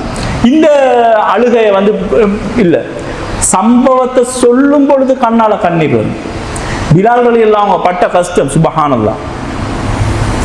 அவங்களோட வரலாறுகளை படிக்கும் பொழுது அவங்க இஸ்லாத்தை ஏற்று அந்த செய்திகளை, இஸ்லாம் என்றாலே அவருக்கு என்னன்னு தெரியல, அவர் அடிமை ஆயிக்கிறாரு. ஆனா காதுல கிடைக்கிறது என்னது, அஹதுன், அவன் ஒருவன், வணங்கி வழிபட தகுதியானவன் அஹதுன், அவன் ஒருவன். அந்த செய்தி மட்டும்தான் அவருக்கு தெரியும். அவரை அடிக்க சொன்ன வார்த்தை அஹத் அஹத், அவ்வளவுதான், அவ்வளவுதான் சொல்லி கொண்டிருந்தார். அதுக்காகவே அடிச்சாங்க, நெருப்பு அந்த சுடுமணல்ல போட்டாங்க, அவங்களோட மேல கல்லாள்ளி வச்சாங்க, அவரை எலும்பேலாத அளவுக்கு மேல் முழுக்க காயங்களாக இருந்தது. இது அவங்க அடிப்பட்ட செய்தி. இந்த செய்தியை சிரிச்சு கொண்டு சொல்லலுமா? ஏலாது. அப்ப உருக்கமான செய்தியை உருக்கமாக தான் சொல்லணும். அந்த இயல்பு எங்களோட பொடிக்குழுக்கு தானாகவே வர வேண்டும். இது நாங்க பார்க்க வேண்டிய மிக முக்கியமான விஷயம். அடுத்ததாக ஆச்சரியமான செய்திகளை நாங்க பயன்படுத்த வேண்டும். எங்களுடைய ஸ்பீச்ல எப்பவும் புதிய புதிய தகவல்களை கொண்டு வந்து சேர்க்க வேண்டும். உலகத்துல எல்லா உயிரினங்களும் பெண் பால், அதாவது பெண் உயிரினங்கள் தான் கருவை சுமக்கும். ஒரே ஒரு உயிரினத்தை தவிர அந்த கடல் குதிரை, கடல் இருக்கு சின்ன குதிரை மாதிரி கடல் குதிரை, அதுல ஆம்பளை தான் கரு சுமப்பாரு. பெண் என்ன செய்யும், அதுல முட்டையை எடுத்து வாயால இவரோட வாயுகளுக்கு அனுப்புவாங்க. இவர் அவரோட உடலுக்குள்ளுக்கு கருமுட்டைகளை சுமந்து அவர் தான் கருவில் இருப்பார் ஆம்பளை. அதுக்கு பிறகு குட்டி போடுற வேலையில் அங்கால நடக்கும் ப்ரொசஸ் எல்லாம். அப்போ ஒரு புதிய ஒரு தகவலை நாங்கள் சொல்லும் பொழுது கேட்பவர்கள் புதுசா விஷயத்தை கேட்பாங்க. இப்படி எக்கச்சக்கமான செய்திகள் இருக்குது. அப்போ நாங்கள் நடைபெறக்கூடிய உல்டா புல்டா எல்லாம் முட்டு போறது இல்லை, பொய்யெல்லாம் சொல்லிட்டு போறது இல்லை. தெரியுதானே, புதிய தகவல் சொல்றேன், சம்பவத்தை சொல்றேன், நீங்க ஆளை பிடிச்சிக்கோ. இலங்கைக்கு வந்தாராம். இலங்கைக்கு வந்து பார்த்தா ஜப்னால ஒரு தீவில் அமர்ந்து கொண்டிருக்க போகல, பெண்ணாம்பெரிய ஒருத்தன் ஒரு பரிசில போறானா, இப்படி இப்படி இப்படி போட்டு, என்னடா பரிசிலன்னு பார்த்தா பெண்ணாம்பெரிய ஆமை ஓடா, பெரிய ஒரு ஆமை ஓடா. சரியா, அவ்வளவு பெரிய ஒரு ஆமை இலங்கையில் இருந்துச்சா, அதை சுட்டு கொடுத்தையாம், அவர் திண்டாராம். யாரு, தலைவன் தம்பி. விளங்கிட்டா? இந்த மாதிரி பொய்யெல்லாம் சொல்லக்கூடாது, அறிவியல் விஷயம் சொல்றோம்னு சொல்லிட்டு பெரிய இல்லாத பொல்லாதெல்லாம் சொல்லக்கூடாது. சரி, அவ்வளவு பெரிய ஆமையோட எடுத்துக்கொண்டு போறது அது சாத்தியமான சில விஷயங்கள் இருக்கணும். பேசும் பொழுது வாய்க்கு வாரதெல்லாம் அடிச்சுட்டு போகக்கூடாது, தகவலை ரெடி பண்ணிட்டு போகணும். விளங்கிச்சுதான் யாரும் சொல்றாண்டு? சரி, அவர்தான். அப்ப பேச போக்குல பொய்ய சொல்லி கொண்டு போக கூடாது, வாய்க்கு வாரதில் அடிச்சுட்டு போக கூடாது, எல்லாம் தெரியும் என்று தெரிஞ்சு பேசக்கூடாது. ஆனா கேட்கிறவன் எல்லாம் கேளையனும் இல்லையே, ஏன்னா கேட்கிறதெல்லாம் கேளையனும் இல்லை. சொல்ற விஷயத்தை சரியா சொல்லிட்டு போகணும். இதுக்குதான் சொல்லுவாங்க, சொல்றது எல்லாத்தையும் நம்பிட்டு போனா எலி வந்து ஏரோப்ளேன் ஓட்டிட்டு போன கதையா பேசிருக்கு. அது இல்லை, நாங்க சொல்ற அறிவியல் விஷயமான தகவல்கள் உறுதிப்படுத்தக்கூடியதாக இருக்க வேண்டும் என்பதை நாங்க தெரிஞ்சுக்கொள்ளணும். அதே போல நகைச்சுவை உணர்வும் வந்து தவறான ஒரு விஷயம் இல்லை உரைகள்ல. ஒட்டுமொத்தமா எங்களோட ஸ்பீச்சை இறுக்கமாக அப்படியே கொண்டு போகக்கூடாது. அந்த ஸ்பீச்சில் நகைச்சுவை உணர்வுகளை சேர்த்து கொண்டு போகலாம். ஆனால் இப்படித்தானே சில இடம் இருக்குது, இடம் பொருள் லேவல்ன்றது முக்கியம். ஜும்மால இருந்து கொண்டு நகைச்சுவை உணர்வோட பயன் பண்ணி கொண்டு போயிட்டு ஜும்மா விட்டு கீழே இறங்கினா ஆக்கள் அதை மிச்சம் விரும்ப மாட்டாங்க. அப்ப அதே மாதிரி மையத்தூட்டில் ஒரு பயானுக்கு போற நேரம் அப்படி சரி வருமா? அது வராது. பொதுவாக ஒரு பொதுக்கூட்டத்தில் மணித்தியால கணக்கில் பேச போக்கல இவர் தெரிஞ்சு வச்சுக்கொள்ளணும் எந்த இடத்துல நான் இந்த விஷயத்தை பாவிக்க போறேன்னு சொல்லி. அப்ப அந்த மாதிரி இடங்களை கண்டு அவங்க சரியான முறையில் அவங்களோட ஸ்பீச்சை கொண்டு போகணும். இது மிக முக்கியமான ஒரு விஷயம். அதே போல பேச்சுக்கள் எப்பவும் நாங்க நன்மையை செய்யறதுக்காக வேண்டி மக்களை தூண்ட வேண்டும். நன்மையை செய்யறதுக்காக வேண்டி மக்களை தூண்ட வேண்டும். எங்களது ஸ்பீச் எப்பவும் ஒரு ஆர்வத்தை ஏற்படுத்தணும். இபாதத்தின்பால் அழைக்க வேண்டும். இதற்காக பொய்யை சொல்லக்கூடாது, பொய் சொல்லி சொல்லக்கூடாது. நிறைய ஜும்மாக்கள்ல குர்ஆன் வசனம் கொண்டு வரும். உதவி செய், தர்மம் செய்ய பத்தி அல் குர்ஆன்ல இப்படி சொல்லிக்குதுன்னு சொல்லுவாரு. நபி ஸல்லல்லாஹு அலைஹி வஸல்லம் அவங்க இப்படி சொல்லிக்குதுன்னு சொல்லுவாங்க. சஹாபாக்கள் இந்த மாதிரி செஞ்சுக்கிறாங்கன்னு சொல்லுவாங்க. அதுக்கு ஒரு பெரியார் அவர் என்ன செஞ்சாருண்டா, ரோட்ல வரும் பொழுது அவர் ஒரு கனவு கண்டாரு. அவருடைய கனவுல ஒரு ஆள் பிடி வரும் பொழுது ஒரு கூரையிலிருந்து கீழே ஒரு கல்லொண்டு உடஞ்சி விழுந்துச்சு. விழுந்த அந்த கல்லை எடுத்து தூக்கி கொடுத்தாரு. அவருக்கு அந்த கனவுல வந்தன்னு சொல்லி கனவுக்குள்ளுக்கு ஒரு 5-6 கனவை உண்டு பண்ணி ஒரு கதையை உல்டா புல்டாவா ரெடி பண்ணி ஒரு ஜும்மாவை செஞ்சு ஒட்டுமொத்த ஜும்மாவும் அந்த கதையோடயே முடிஞ்சிடும். அப்ப நன்மையை ஏவரம், நன்மையை தானே சொல்றோம் என்று பொய்ய சொல்ல இயலாது. நன்மையை சொல்றதுக்காக வேண்டி இல்லாத பொல்லாதல சொல்ல இயலாது. நபி அவங்களோட பேர்ல மன் கதிப அலைய முத்தஅம்மிதன் ஃபல்யதபவ்வ மக்அதஹு மினன் நார். யாரு என்ற மேல வேண்டுமென்றே ஒரு பொய்யான விஷயத்தை இட்டு கட்டுறாரோ அவர் செல்லும் இடம் நரகம். எப்படி நரகம்? நரகத்துக்கு போக முதல்ல இந்த உலகத்திலேயே நரகத்தை அவர் ரெடி பண்ணி சீட்டை புக் பண்ணி வச்சுட்டு போறாரு. அப்போ நபி அவங்களோட பேர்ல குர்ஆன் விஷயங்களையோ பொய்யெல்லாம் அடிச்சுட்டு நபி அவங்க இப்படி சொல்லியிருக்கிறாங்கன்னு சொல்லி இல்லாத பொல்லாத விஷயங்களை, இட்டுக்கட்டப்பட்ட செய்திகளை, ஆதாரம் இல்லாத செய்திகளை, லைஃபான செய்திகள் எல்லாத்தையும் சொல்லி எங்களோட ஸ்பீச்சை நாங்கள் செய்யக்கூடாது. அது கேட்கறதுக்கு சில நேரம் அழகாக இருந்தாலும் மக்களோட மனசுல சென்றடைந்து சம்டைம் அப்படி இபாதத்தோடு செஞ்சான்னா அவன் செஞ்ச பாவம் யாருக்கு வந்து சேரும்? ஆகவே இது அமானிதம், அல்லாஹ் எங்கள்கிட்ட தந்த அமானிதம். அந்த அமானிதமான விஷயத்தை எடுத்து நாங்கள் சரியான முறையில் மக்களுக்கு சொல்ல வேண்டும். அதே போல பேச்சில் சில விஷயங்களை நாங்கள் தவிர்த்து கொள்ள வேண்டியது. என்னென்ன விடயங்களை நாங்கள் தவிர்த்து கொள்ளணும்?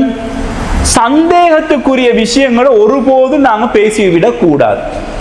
சந்தேகமான விஷயமா அதை சொல்லிடக்கூடாது. இப்ப நான் ஒரு ஹதீஸ் ஒன்று சொல்றேன். நபி ஸல்லல்லாஹு அலைஹி வஸல்லம் ஒரு மிம்பர்ல கீழே இறங்கும் பொழுது நாசமாட்டும் நாசமாட்டும் என்று கொண்டு போறாங்க. ஆமீன் ஆமீன். அப்படியான ஒரு சம்பவம் தான் போல. இப்படி ஒரு சம்பவத்தை நான் சொன்னேன்னு சொன்னா இப்போ உங்களுக்கு சந்தேகம், இவர் என்னத்தை சொல்ல வாராரு என்றதுல ஒன்று போ. அப்ப நாங்க சந்தேகம் இல்லாத முறையில போகணும். சொல்ற விஷயத்த சரியான முறையில சொல்லணும். இன்னொரு விஷயம் சொல்றேன். ஒரு சஹாபி என்ன செய்யறாரு, வெளியில வாராரு. வெளியே வந்தாரு, பசி, சரியான பசி.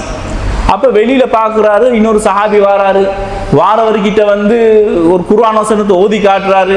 அவரும் கேட்டுட்டு குர்ஆன் வசனத்துக்கு பதில சொல்றாரு. திருப்பி பசி, இன்னொரு சஹாபியை பார்த்து சொல்றாரு. அவரும் அந்த விளக்கத்தை சொல்றாரு. அதுக்கப்புறம் நபி அவங்கள்ட்ட போறாங்க. நபி அவங்க சொல்றாங்க, உங்களுக்கு குர்ஆன் வசனத்துக்கு விளக்கம் எல்லாம் இல்லை, உங்களுக்கு பசி இருக்குது, வாங்க வீட்டுக்கு போகும்போது சாப்பிட்றதுக்கு கூட்டி போறாங்க. இப்ப இந்த கதையை சொன்னேன்னு வைங்க, இதுல வந்தவர் யாரு, கேட்டது யாரு, ஒன்றுமே இல்லை. இப்படி ஒரு சந்தேகத்தை வச்சுட்டு போகலுமா? போக இயலாது. அப்ப நாங்க ரெடியாகும் பொழுதே அபூ ஹுரைரா ரலியல்லாஹு அன்ஹு அவங்களுக்கு ஒரு முறை திண்ணை தோழராக இருந்தாரு. சரியான ஒரு பசியான ஒரு நிலைமையில் அவர் இருந்தாரு. அவர் பசியான நேரத்தில் வெளியே போயிட்டாரு. யாரையும் காணல. அபூபக்கர் சித்திக் ரலியல்லாஹு அன்ஹு அவங்க வந்தாங்க. மூத்த சஹாபி. அவர்கிட்ட போய் விஷயத்த கேட்கறதுக்கு வெக்கத்துல ஒரு குர்ஆன் வசனத்தை ஓதி காட்டி இதுக்கு என்ன விளக்கம்னு கேட்கிறாங்க. அபூபக்கர் ரலியல்லாஹு அன்ஹு அந்த விளக்கத்தை சொல்லிட்டு போறாங்க. அப்ப அவருக்கு விஷயம் படல. உமர் அலி அல்லாங்க வராங்க. உமர் அலி அல்லாங்கள்ட்டையும் இதே மாதிரி குர்ஆன் வசனத்தை ஓதி காட்டி விளக்கம் என்னன்னு கேட்குறாங்க. உமர் அலி அல்லாங்களும் அந்த விஷயத்த விளக்கத்தை சொல்லிட்டு போறாரு. அதுக்கப்புறம் நபி ஸல்லல்லாஹு அலைஹி வஸல்லம் அவங்கள்ட்ட சொல்லும் பொழுது நபி ஸல்லல்லாஹு அலைஹி வஸல்லம் அவங்க இவர் பேசுகிற தொனியையும் குரலையும் வச்சு பார்க்குறாரு, இவருக்கு குர்ஆன் வசனத்துக்கு விளக்கம் கேட்டு வரல, பசியில் இருக்கிறாரு என்று சொல்லி நபி ஸல்லல்லாஹு அலைஹி வஸல்லம் அவங்க வீட்டுக்கு கூட்டி போய்த்து ஒரு பால் கிளாஸ் கொடுத்த சம்பவம் நீங்கள் தெரிஞ்சுக்கு. அப்போ பொதுவாக ஒரு விஷயத்தை நாங்கள் சொல்லிட்டு போகாம சந்தேகத்துக்குரிய மாதிரி அந்த விஷயத்தை வச்சுட்டு போகாம, குறிப்பாக ஜும்மா ஜும்மா உரை என்று சொல்றோம்னு சொன்னா அதுல அகீதா சார்ந்த விஷயம் ஒன்று பேசுறோம்னா A to Z முடிச்சுட்டு போய்க்கிறோம். அங்க இடையில போகக்கூடாது. அப்படி போறது பிழையான ஒரு விஷயம். அப்படி போறது பிழையான விஷயம். நாங்க எடுத்த விஷயத்தை கொண்டு போய் சேர்க்காம அது பேய்த்திரு. ஆக ஒரு தலைப்பு நாங்க ரெடி பண்ணும் பொழுது எத்தனை நிமிஷத்துக்கு பேச போறோம், என்ன பேச போறோம்ன்றதை தெரிஞ்சு கொண்டு வச்சுட்டு பார்க்கலாம். ஒரு ஜும்மாவை செஞ்சு கொண்டு போய் ஜும்மாவுக்கு இப்போ டைம் இல்லை, இன்ஷா அல்லாஹ் அடுத்த ஜும்மாவிலே இதில் கண்டினியூவாக நான் பண்ணுறேன்னு சொல்லிட்டு மிம்பர் மேடையை விட்டு இறங்குறது அநியாயமான ஒரு வேலை.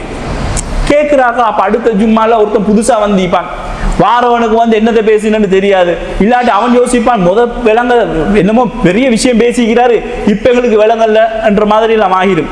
ஆக இந்த கண்டினியூ பண்ணி வைக்கிறதுக்கு, சந்தேகத்தை வைக்கிறதுக்குரிய வழிவகைகளை வாசல்களை நாங்கள் மூடியே வச்சிடணும். அதே போல தேவையானதை பேசணும், தெரிந்ததை எல்லாம் பேசக்கூடாது. எது தேவையோ அதைத்தான் பேசணும், தேவையில்லாம பேசணும். தெரிந்ததெல்லாம் கேள்விப்பட்டது எல்லாத்தையும் அடிச்சுட்டு போகக்கூடாது. சரியா? பொய்யான விஷயங்களை சொல்லிட்டு போகக்கூடாது. மனுஷன் என்ற ரீதியில தவறுகள் நடக்குமா இல்லையா? நடக்கும். தவறு வந்தா தான் அவன் மனுஷன், தவறு வரலாட்டி அவன் மனுஷனே இல்லை. அப்ப அவனோட பேச்சுகள்ல முன்ன பின்ன ஆகும். சபக்குல் லிசான்னு சொல்லுவாங்க அரபுல. நாக்கு கொஞ்சம் தடுமாறுறது, தங்கு சிலிப்பு நம்ம பேசுவோம். நாவு தடுமாறுறது இயற்கை. ஆனா அதை சொன்ன பிழையை சரியாக்குறதுக்கு பேசுறது பிழை. ஏன்னா நாங்க ஒரு விஷயம் தவறுதலா சொல்லிட்டோம்னா இப்படி ஒரு தவறுதல் ஆவிச்சு, அது அப்படி இல்லை, இப்படித்தான் வரும்னு சொல்லிடணும். இல்ல நான் பேசினது சரிதான் என்று கொண்டு நின்னோம்னு சொன்னா எங்களை சமூகம் ஓரங்கட்டும், இவர் பொய்ய சொல்லி கொண்டு போறாருன்னு சொல்லி. அதே போல சஸ்பென்ஸ் வச்சு எல்லாம் பேசக்கூடாது ஸ்பீச்சுவல்ல. சஸ்பெண்ட் நான் சொல்றேனே பாருங்களேன் என்ன செய்யறேன்னு சொல்லி நடக்காத தெரியாத ஒரு விஷயத்துக்கு ஒரு சஸ்பென்ஸை வச்சுட்டு அதுக்காக என்ன நடக்க போகுதுன்றதை நாங்க விட்டுட்டு போகக்கூடாது. இந்த மாதிரி ஸ்பீச் பண்றது எங்களோட அழகை குறைக்கும். அதே போல முன்னுக்கு பின்முரணாக பேசக்கூடாது. முன்னுக்கு ஒரு விஷயத்தை நான் கூடும் என்று சொல்லிட்டு கடைசியில முடிக்க போகல கூடாதுன்னு சொன்னோம்னு சொன்னா நான் பேசின ஸ்பீச்சில் A to Z அப்படியே எல்லாத்தையும் செஞ்சுட்டு சைஃபரால பெருக்கினமா ஆகிடும். அவ்வளோ விஷயத்தை செஞ்சு சைஃபரால பெருக்கினா ஜீரோ, ஒன்றும் இல்லை. அப்ப எங்களோட ஸ்பீச்சுக்கு அர்த்தம் இல்லாம போகும். முன்னுக்கு பின் ஒரு நாளும் பேசக்கூடாது. அதே போல கூறியது கூறல் குற்றம். சொன்ன விஷயத்தையே சொல்லி சொல்லி சொல்லி சொல்லி ஸ்பீச்சை முடிக்கிறது கூடாது.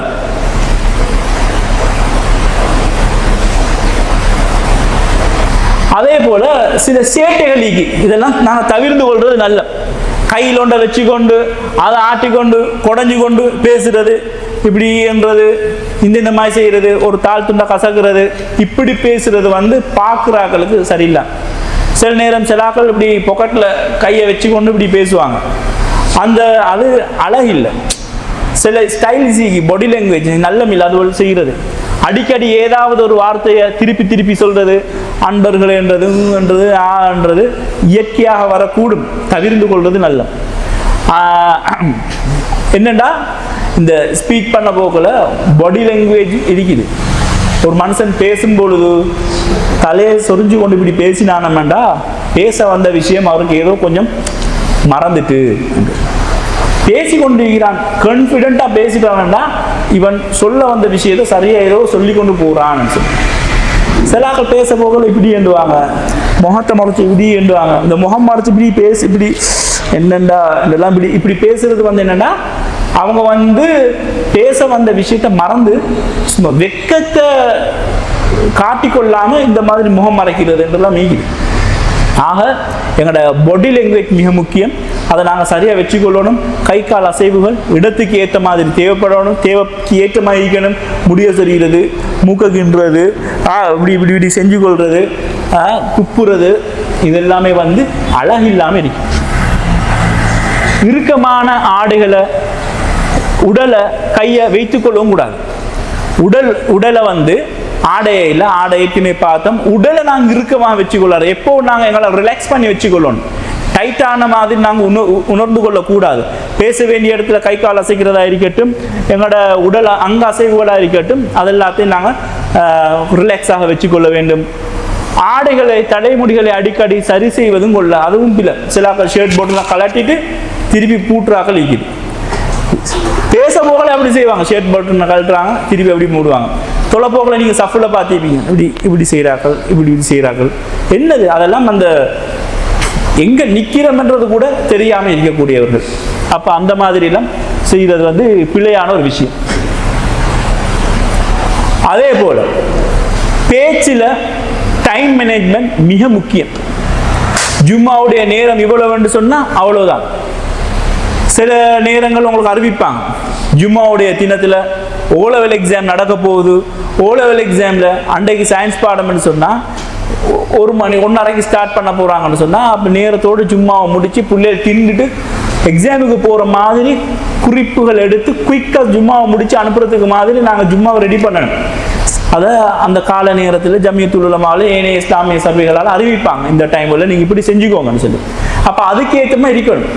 ஜும்மாவுக்கு வார நிறைய பேர் வந்து அந்த 1 ஹவருக்கு திருப்பி போகிறதுக்கு மாதிரி தான் டைம் எடுத்து வருவாங்க லஞ்சுக்கு. அப்போ அந்த டைம் எல்லாத்தையும் செட் பண்ணி வார நேரம் நாங்கள் பிடிக்கக்கூடிய 5 நிமிஷமோ 10 நிமிஷமோ அவங்களுக்கு பிரச்சனை ஆகிச்சுன்னு சொன்னால் திருப்பி அவங்க எங்களை நாடி வர மாட்டாங்க, அந்த இடத்துக்கு ஜும்மாவுக்கு வர மாட்டாங்க. இவன் சரியான டைமுக்கு முடிக்கிறான்னு சொல்லி கம்ப்ளைண்ட் பண்ணுவாங்க. அது வந்து கூடாது. அதே போல் எங்களோட பேச்சுகளில் ஸ்பீச் நடக்கும் பொழுது சில குதர்க்கவாதிகள் இருப்பாங்க. இது ஒரு சுவாரஸ்யமான விஷயமா இருக்கும். நாங்கள் பேசும்பொழுது எழுப்பி கொண்டு கத்த ஸ்டார்ட் பண்ணுவான், அல்லது குறுக்கிடுறதுல ஒரு ஆள் பேச போகல அவரை நொய்ஸ் அதை குறுக்கிடுறதுல திருப்பி திருப்பி பேச விடாம 4-5 வார்த்தையில கேட்டுக்கொண்டு கரைச்சல் தருவாங்க. இந்த மாதிரி குதர்க்கவாதிகளை சமாளிக்கிறதும் பேச்சுக்கலையில மிக முக்கியமான ஒரு விஷயம். எப்படி சமாளிக்கிறது? நிலைக்குலைய வேண்டாம். எங்களுடைய ஸ்பீச்சில் எவனாவது எழுப்பி கேள்வி கேட்டுட்டான்னு சொன்னா நாங்க தடமாறிடக்கூடாது, நாங்க ஸ்டடியா இருந்துடணும். நான் ஸ்டடியா தான் இருக்கிறேன். என்னது கேள்வி கேட்டுட்டாரு, தம்பி உசேர் அழகான ஒரு கேள்வி ஒன்று கேட்டாரு, அதுக்கு விளக்கம் இதுதான் என்று சொல்லி எங்களுடைய ஸ்பீச்சை நாங்கள் தொடர்ந்து பேசிக்கொண்டே இருக்கணும். நாங்கள் தடமாறினம், எங்களுடைய ஸ்பீச் முடிஞ்சிடும். இந்த குதர்க்கவாதிகளை சமாளிக்கிறதுக்கு நிறைய விஷயங்கள் இப்படி போகும். சரி, அடுத்தது சில ஆட்கள் இருப்பாங்க ஸ்பீச்சில் ஆடியன்ஸா அவங்களுக்கு தெரிஞ்சதை காட்டிக்கொள்றதுக்காக வேண்டி, இல்லையே இப்படி ஒரு விஷயம் ஈக்குதே, நீங்க சொன்னது இப்படிமா ஈக்குதேன்னு சொல்லி எங்களை நிலக்குலைய வைப்பாங்க. அதே போல நான் இந்த மாதிரி படிச்சுட்டு வந்திருக்கிறேன், இப்படி செஞ்சுக்கிறேன்னு சொல்லி அவங்கள பத்தி ஒரு சுய விளம்பரம் செஞ்சு தம்பட்டம் அடிக்கக்கூடியவர்கள் எங்களுடைய ஸ்பீச்சை குலைக்கிறதுக்காக சில கேள்விகள் கேட்டா என்ன செய்யறது, எப்படி அந்த இடத்தை சமாளிக்கிறது என்றா, முதலாவது ஸ்ரீதேவி ஒரு அழகான ஒரு விஷயத்தை சொன்னாரு. அவர் சொன்ன விஷயங்கள் எல்லாத்தையும் நாங்கள் பார்க்க போகல, அது சரியான ஒரு விஷயமா தான் எங்களுக்கு படுது. ஜஸாக்கல்லாஹ் ஹைர், நீங்க சொன்னதுக்கு சரியா. இனி ஸ்பீச் ஸ்டார்ட். விளங்கிச்சா? சொன்ன விஷயத்தை வந்தமா, அவரை பாராட்டினமா, நீங்க சொன்ன விஷயம் சரி ராஜான்னு சொல்லி நிப்பாட்டிட்டு எங்களுடைய ஸ்பீச் அங்கால தொடர்ந்து பேத்து கொள்ள வேண்டியதுதான். நாங்க நிலைக்குலைய கூடாது. இந்த மாதிரி ஸ்பீச்சுவல் பண்ணும் இடங்கள்ல சில குதர்க்கவாதிகள் வருவாங்க, அதில் சமாளிக்கக்கூடிய விஷயமா அது. அடுத்தது நாங்க என்ன பேசினோம் அடிவால் புரியாம கேட்டுக்கொண்டு இருந்த விஷயத்தை விளங்காம, என்னாச்சார் நீங்க இப்படி பேசுறீங்க, இப்படி எல்லாம் பேசலுமா என்று சொல்லி வரும். அப்ப எங்களோட கருத்துக்கள் சொல்றது அவங்களுக்கு விளங்காம தவறான கருத்தொண்டை கொண்டு வந்து எங்களை நிலப்படைய வைப்பாங்க. இப்படி நடந்திருக்குது. ஒரு இடத்துல ஒரு பிரபல்யமான ஒரு பாடசாலை மிகப்பெரிய ஒரு தவறொன்று செஞ்சாங்க. ஒரு ஊர்வலம் ஒன்று போக்கல ஒரு பெண்ணிட பேரை சொல்லி சொல்லி அந்த ஓவிய ஆமி என்று சொல்லி அந்த நேரம் பிக் பாஸ்ல வந்து சொல்லி அவ புகழ்ந்து கொண்டு போன நேரம் இதை கண்டித்து ஒரு உரை நிகழ்த்தப்பட்டது. அப்ப அந்த இடத்துல வந்து ஒரு பழைய மாணவர் அந்த பாடசாலையில இது எப்படி நீங்க ஸ்கூலை பத்தி இப்படி எல்லாம் பேசலாம்னு சொல்லுது. சொன்ன விஷயம் சரி, நாங்க இப்படி செய்யக்கூடாதுன்னு தானே சொல்றோம். செய்யக்கூடாதுன்னு சொன்னா அதை திருத்திக் கொள்ளணும்ன்றதுதான் விஷயம். எப்படி இந்த இடத்தை சமாளிக்கப்பட்டுச்சுன்னு சொன்னா மறுபடியும் நாங்க என்ன சொன்னாங்கன்றத கருத்தை திருப்பி சொல்லணும். ஹாஜியார், நாங்க அந்த பாடசாலையை கேவலப்படுத்த சொல்லல, இந்த மாதிரி செய்யாதீங்கன்றதை தான் சொன்னமே ஒழிய உங்களை அவமானப்படுத்துறது இல்லை என்றதை நாங்க சொல்லிட்டு ஒரு டேங்க் கொண்டு சொன்னவருக்கு பண்ணிட்டு எங்களுடைய ஸ்பீச்சை நாங்க சொல்லி கொண்டே போக வேண்டியது கேட்கிறார்கள் கேட்டுக்கொண்டு போவாங்க, குழம்பு வந்தார்கள் இருந்துருவாங்க. வேற எங்களுடைய ஸ்பீச்சுக்கு நடுவில் குசு குசுன்னு கொஞ்சம் பேர் பேசி கொண்டு இருப்பாங்க, எங்களோட பேச்சை கணக்கெடுக்காத மாதிரி இருப்பாங்க. இதெல்லாம் நடக்கும். இப்படி நடக்கிற இடங்கள்ல நாங்கள் பேச்சை நிப்பாட்டணும்னா நின்று இறங்கி போறது இல்லை. ஸ்பீச் செய்யறதை நிப்பாட்டிட்டு இப்படி 2 பேர் பேசி கொண்டிருக்கிறாங்கன்னா அவங்கள பார்த்தாலே விளங்கும், திருப்பி அவங்க பேச மாட்டாங்க. அது பிறகு கேட்கக்கூடிய மற்றவர்களோட அனுமதியோட இப்படி பேசினோம்னா என்னோட ஸ்பீச் கண்டினியூ ஆகிக்கொண்டு போய்த்து கொண்டு இருக்கு. சரி, இது தவிர ஒரு ஒட்டுமொத்தமாக எங்களோட பேச்சுக்களை சிறப்பாக இருக்கணும்னு சொன்னா எங்களோட உடலையும் உள்ளத்தையும் நாங்கள் எப்பவும் திடமாக வச்சிருக்கணும். தொண்டை சரியாக வைக்கிறது எங்களோட உடல், உள்ளத்தை ரெடி பண்ணி வச்சுக்கொள்ளணும், மூச்சு பயிற்சிகளை செஞ்சு வச்சுக்கொள்ளணும். பேசுறதுக்கு முன்னாடி நான் என்ன பேச போறேன் என்னன்னு சொல்லி ஒட்டுமொத்தமாக நாங்கள் எங்களை தயார் பண்ணி கொண்டு பேச போறது மிக முக்கியமான விஷயம். ஆரம்பிக்கும் பொழுது உற்சாகமான ஒரு ஆரம்பத்தை நாங்கள் ஆரம்பிக்க வேண்டும். எங்களோட ஆரம்பத்தையும் முடிவையும் நாங்கள் சரியான முறையில் செய்ய வேண்டும். அதே போல பேச்சு பயிற்சிக்கான சில தடைகள் ஸ்பீச் பண்றதுக்கு இப்ப நீங்க சொல்லுங்க இவ்வளவு விஷயம் நான் சொன்னேன் தானே, இதுல என்னென்ன தடைகள் இருக்கு ஒரு 1-2 பேர் குறிங்க பார்க்க டக்குன்னு. பேச்சு பயிற்சிக்காக என்ன ஏதாவது ஒரு தடை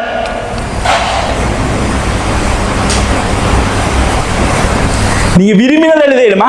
நான் எல்ல போடல, விரும்பினதை எழுதுங்க.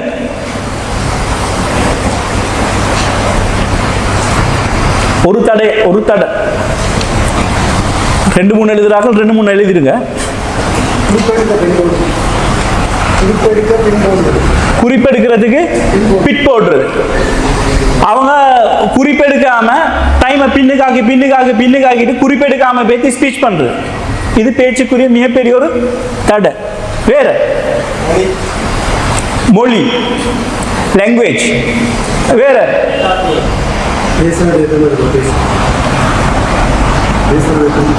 பேசுறத திரும்ப பேசக்கூடாதுன்னு சொன்ன நான் சொன்ன தடையாக இருக்கிறது, ஸ்பீச் பண்றதுக்குரிய தடை.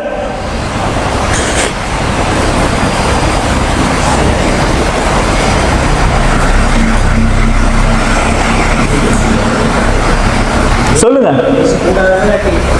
இல்ல பேச்சு ஒரு ஆள் ஸ்பீச் பண்றாருன்னு வைங்களே, அது தடை அமையுது அவருடைய ஸ்பீச்சுக்கு. இப்படி இந்த காரணத்தால எனக்கு பேச இல்லாம பயம்.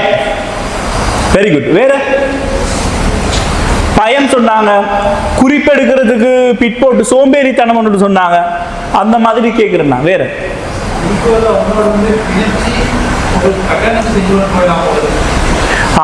குறிப்புகளை சரியான முறையில் தொகுத்து கொண்டு அதை சொன்ன விஷயத்தை தொடர்றதுக்கு எல்லாமிக்கிறது. ரைட், இது ஒரு தடை தான். வேற எதுல ஸ்டார்ட் பண்றது, எங்க முடிக்கிறோம்ன்றது, இதுவும் ஒரு தடை. இது பெரிய பெரிய பேச்சாளர்களுக்கே நடந்திருக்குது. ஹர்ஷ டி சில்வா மிகப்பெரிய ஒரு இலங்கையில் பொருளியல் வல்லுநராக அறியப்பட்டவர், PhD முடித்தவராக சொல்லப்பட்டவர். அவர் ஒரு ஸ்பீச்சை அது சம்பந்தமாக இலங்கையோட பொருளாதாரம் சம்பந்தமாக பேசிட்டு வரப்போகல இடையில ஸ்ட்ரக் ஆகி அவருக்கு நேரத்தோடு என்ன பேசினு அவருக்கே மறந்து ஸ்பீச் பண்ணுறாங்கிட்ட கேட்பாராம், மொனாது மங்க கத்தாக்கரைன்னு சொல்லி அப்படி ஆகுறது. அதை சரி செய்யலாம். வேற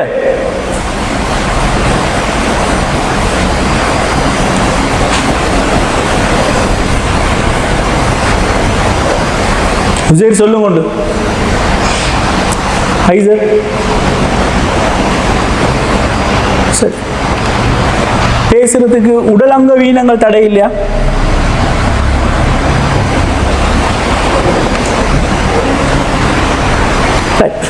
இப்ப நாங்க 3-4 வீடியோ போட போறோம். அந்த ஸ்பீச்சை பாருங்க. ஃபர்ஸ்ட்டுக்கு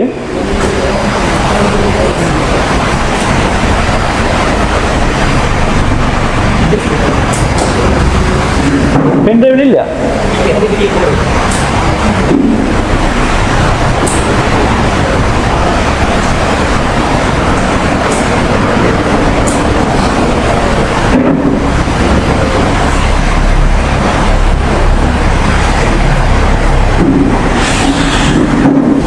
சவுண்ட் கேட்குமா சார்? இவர்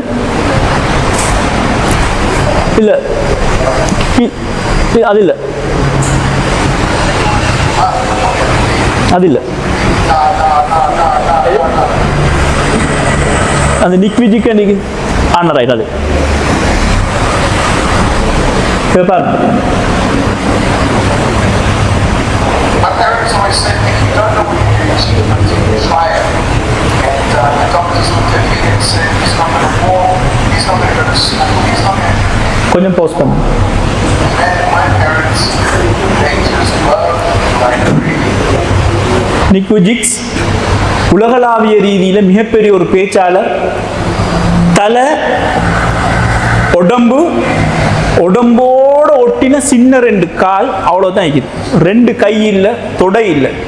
சும்மா எங்கட பாசையில் சொல்கிறேன்னா ஒரு முண்டம் மாதிரி ஒரு ஆள். பெற்றோர் பிறந்ததோட இவரை கவனிக்காம விட்டு போனாங்க போல. சின்ன வயசுலேருந்தே அவருடைய அன்றாட வேலைகள் அவரே தான் செஞ்சுட்டு வராரு. தளர்ந்து போவல்ல, ஏழாண்டு நினைக்கல, கையங்காலும் இல்லையே, நான் இதுக்கு அப்புறம் உசுரோட வாழ்றதா இல்லையாண்டெல்லாம் நினைக்கல. உலகத்துல இப்ப இவர் ஸ்பீச்சை கேட்கறதுக்கு லட்சக்கணக்கான ஆட்கள் இருக்கிறாங்க. இவர் உலகத்துல இப்ப நம்பர் 1 மோட்டிவேஷன் ஸ்பீச் பண்ணக்கூடிய ஒரு ஆளா இருக்கிறாரு. உடம்பு எங்களுக்கு தடை இல்லை என்றதை நீங்க புரிஞ்சு கொள்றதுக்கு தான் நான் இதை போட்டேன்.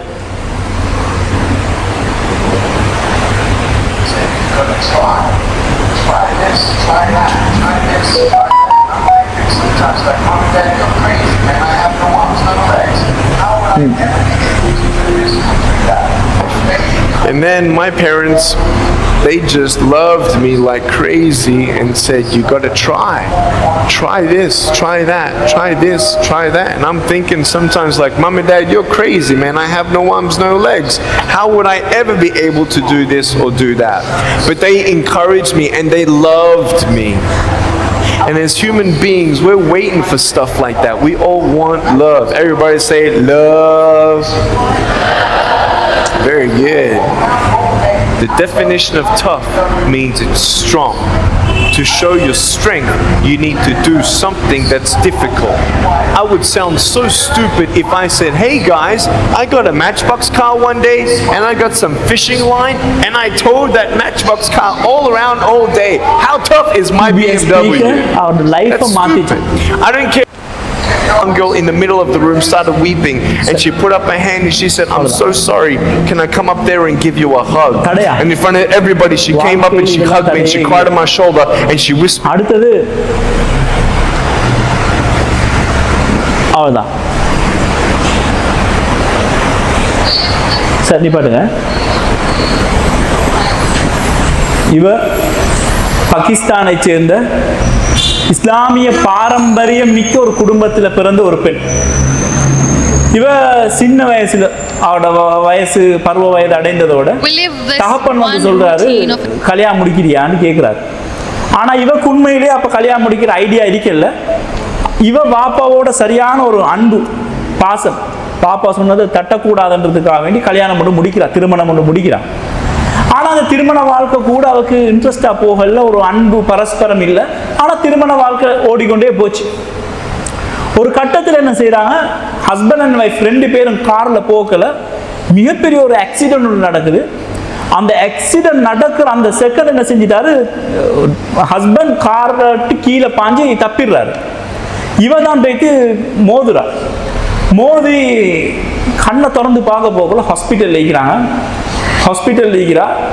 அப்போ முதல் நாள் வந்து நர்ஸ் சொன்னையாம், உனக்கு எலும்பே இல்லாமல் போய்த்திடும், உன்னோட முள்ளந்தண்டில் அடிபட்டிருக்குது, உனக்கு எலும்பே இல்லாது, கால் கையெல்லாம் இயங்காதுன்னு சொல்லி. அடுத்த நாள் வந்து சொன்னாங்கன்னா உனக்கு கால் 2 வேலை செய்யாது. அடுத்த நாள் வந்து சொன்னாங்கன்னா உனக்கு புள்ளப்படுற பாக்கியமே இல்லைன்னு சொல்லி. இப்படி போய்கொண்டிருந்த 2-3வது நாள்ல அடுத்த நாள் ஒரு கடிதம் கொண்டு வருது.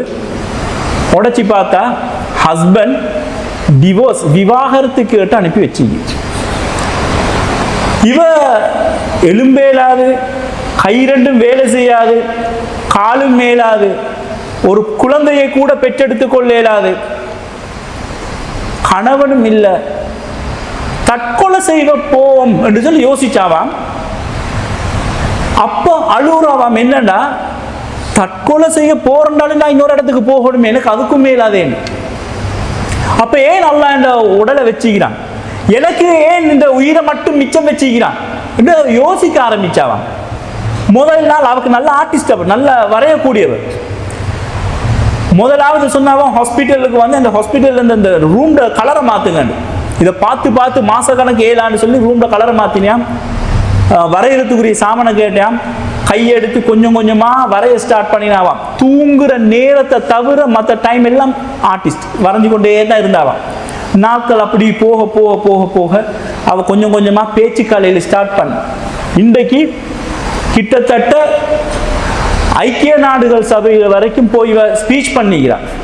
இவட இந்த ஸ்பீச்சையும் விமர்சனம் செய்யக்கூடிய ஆக்களிக்கிறாங்க. என்னது பேசி பேசி பரிதாபம் தேடுறா என்று சொல்லி இவக்கு ஒரு குற்றச்சாட்டு மீக்குது. ஏற்கனவே நாங்க பார்த்தோம் தானே இந்த குதர்க்கவாதிகள் எப்படி சமாளிக்கிறேன். அவங்க என்ன சொன்னது, நான் பரிதாபத்தை சொல்லியாவது 10 பேரை நான் நல்ல வழியில வச்சுக்கிறேன், நிறைய பேருக்கு நான் ஊக்கம் அளிக்கிறேன்னு சொல்லி. இந்த மாதிரி ஆக்கள் மோட்டிவேஷன் ஸ்பீச் பண்ண போக அவங்க உண்மையான விஷயங்களை சொல்லி தான் பண்ணுவாங்க, தனக்கு நடந்த விஷயங்களை சொல்லி தான் பார்ப்பாங்க. ஏற்கனவே பார்த்த அந்த ஸ்பீக்கர் நிக் விஜய் அவங்க வந்து அவருடைய உண்மையான விஷயத்தை சொல்லி சொல்லி தான் அவர் ஸ்பீச் பண்ணுவார். அப்ப இந்த ஸ்பீச் இதெல்லாம் வந்து எங்களுக்குள்ளுக்கு இருந்து வரணும். உலகம் எங்களை திரும்பி பார்க்க வைக்கிறதுக்கு எங்களால் ஏழும் என்ற மனதைரியம் முதலாவது எங்களுக்கு வேணும். அந்த தன்னம்பிக்கை இருந்தால் தான் நாங்கள் ஒரு பேச்சாளராக மாறலாம். Day for 75 years and called life. No, that's not life. If you're still thinking why you have been sent here, if you're still juggling with the concept of why you were here, you haven't lived yet. You work hard, you make money, you do it for yourself. That's not life. You go out, you seek for people who need your help, you make their lives better. You become that sponge which can absorb all the negativity, and you become that person who can emit beautiful positive vibes. And when you realize that you have changed someone's life, and because of you this person didn't give up, that is the day when you live. Always. குழந்தை பிறேலான்னு சொன்னதுக்கு எனக்கு என்னதுக்கு குழந்தை, நான் பெறாட்டி என்ன, உலகத்தில் உமா அப்பா இல்லாத எத்தனை குழந்தைகள் இருக்கிறாங்க, நான் எடுத்து வளர்ப்பேன்டா. உழைக்கிறா, இப்போ அப்படி ஸ்பீச் சொல்லி காசு உழைக்கிறா, குழந்தைகளை பராமரிக்கிறா. நடக்கிறதுக்கு எனக்கு என்னத்துக்கு கால், வீல் சேருக்கு எனக்கு அது போதும் வேண்டாம். பேசுகிற ஆக்களோட பேசி பேசி நிறைய பேரை பாசிட்டிவ் வைப்ஸ் நல்ல விஷயங்களை சொல்லி நேர்மன பாங்கு கொண்ட மக்களாக மாத்துறது அவர் உலகத்துக்கு செய்கிற பெரிய ஒரு சேவையாக இருக்குது. அடுத்தது பாருங்க, டாக்டர் ஜாகிர் நாயக். எங்களுக்கு எல்லாருக்கும் தெரியும் ஜாகிர் நாயக் பெரிய ஒரு ஸ்பீக்கர்னு சொல்லி. இவரோட பேச்சை கேட்கறதுக்கு எங்களுக்கு பொதுவாக லட்சக்கணக்காக நாங்கள் எல்லாரும் ஜாகிர் நாயக் தெரியாதாக்கள் இருக்க மாட்டோம். உண்மையிலேயே இவரோட சிறுவயது பராயம் எப்படி இருந்துச்சு? When anyone used to ask me what is your name, I would say my name is Zakir. I was, you could say, a born stammerer, or another English word is stutterer. I used to stutter from childhood, and there are different people who stammer, some mild, some moderate.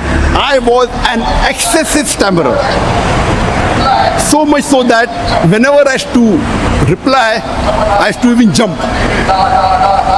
So when someone asked me what is the name, my name is then Zakir. So until I did not jump, that keyword would not come out. And I remember many a time when I stood below the doorknob, because I was so young, and when I used to stammer and when I used to jump, I used to get a lump on my head. இந்த ஸ்பீச்சில் அப்படி தொடர்ந்து சொல்லுவார் நிறைய விஷயங்கள். பேரை சொன்னா ஜாகிர் அப்படிதான் சொல்லுவாராம். திக்குவாய் அடுத்தது இப்போ நிறைய பேர் கேட்டாங்க அதில் நீங்கள் குர்ஆனை ஃபுல்லாக பாடமாக்கிக்கிறீங்களாண்டு. இல்லைண்டாரு. அப்போ என்ன செஞ்சீங்க? படித்தேன், தேடினன், ஆர்வம், இஸ்லாத்தை சொல்லி கொண்டு போகணும்ன்ற ஒரு வெறி, அதால் மக்கள் மத்தியில் கொண்டு போகணும்னு சொல்லி மிக சிறந்த உலகிலிருந்த பேச்சாளர்.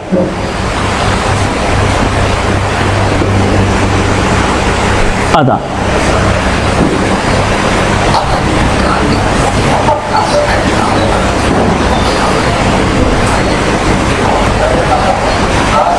நிப்பாட்டுங்க.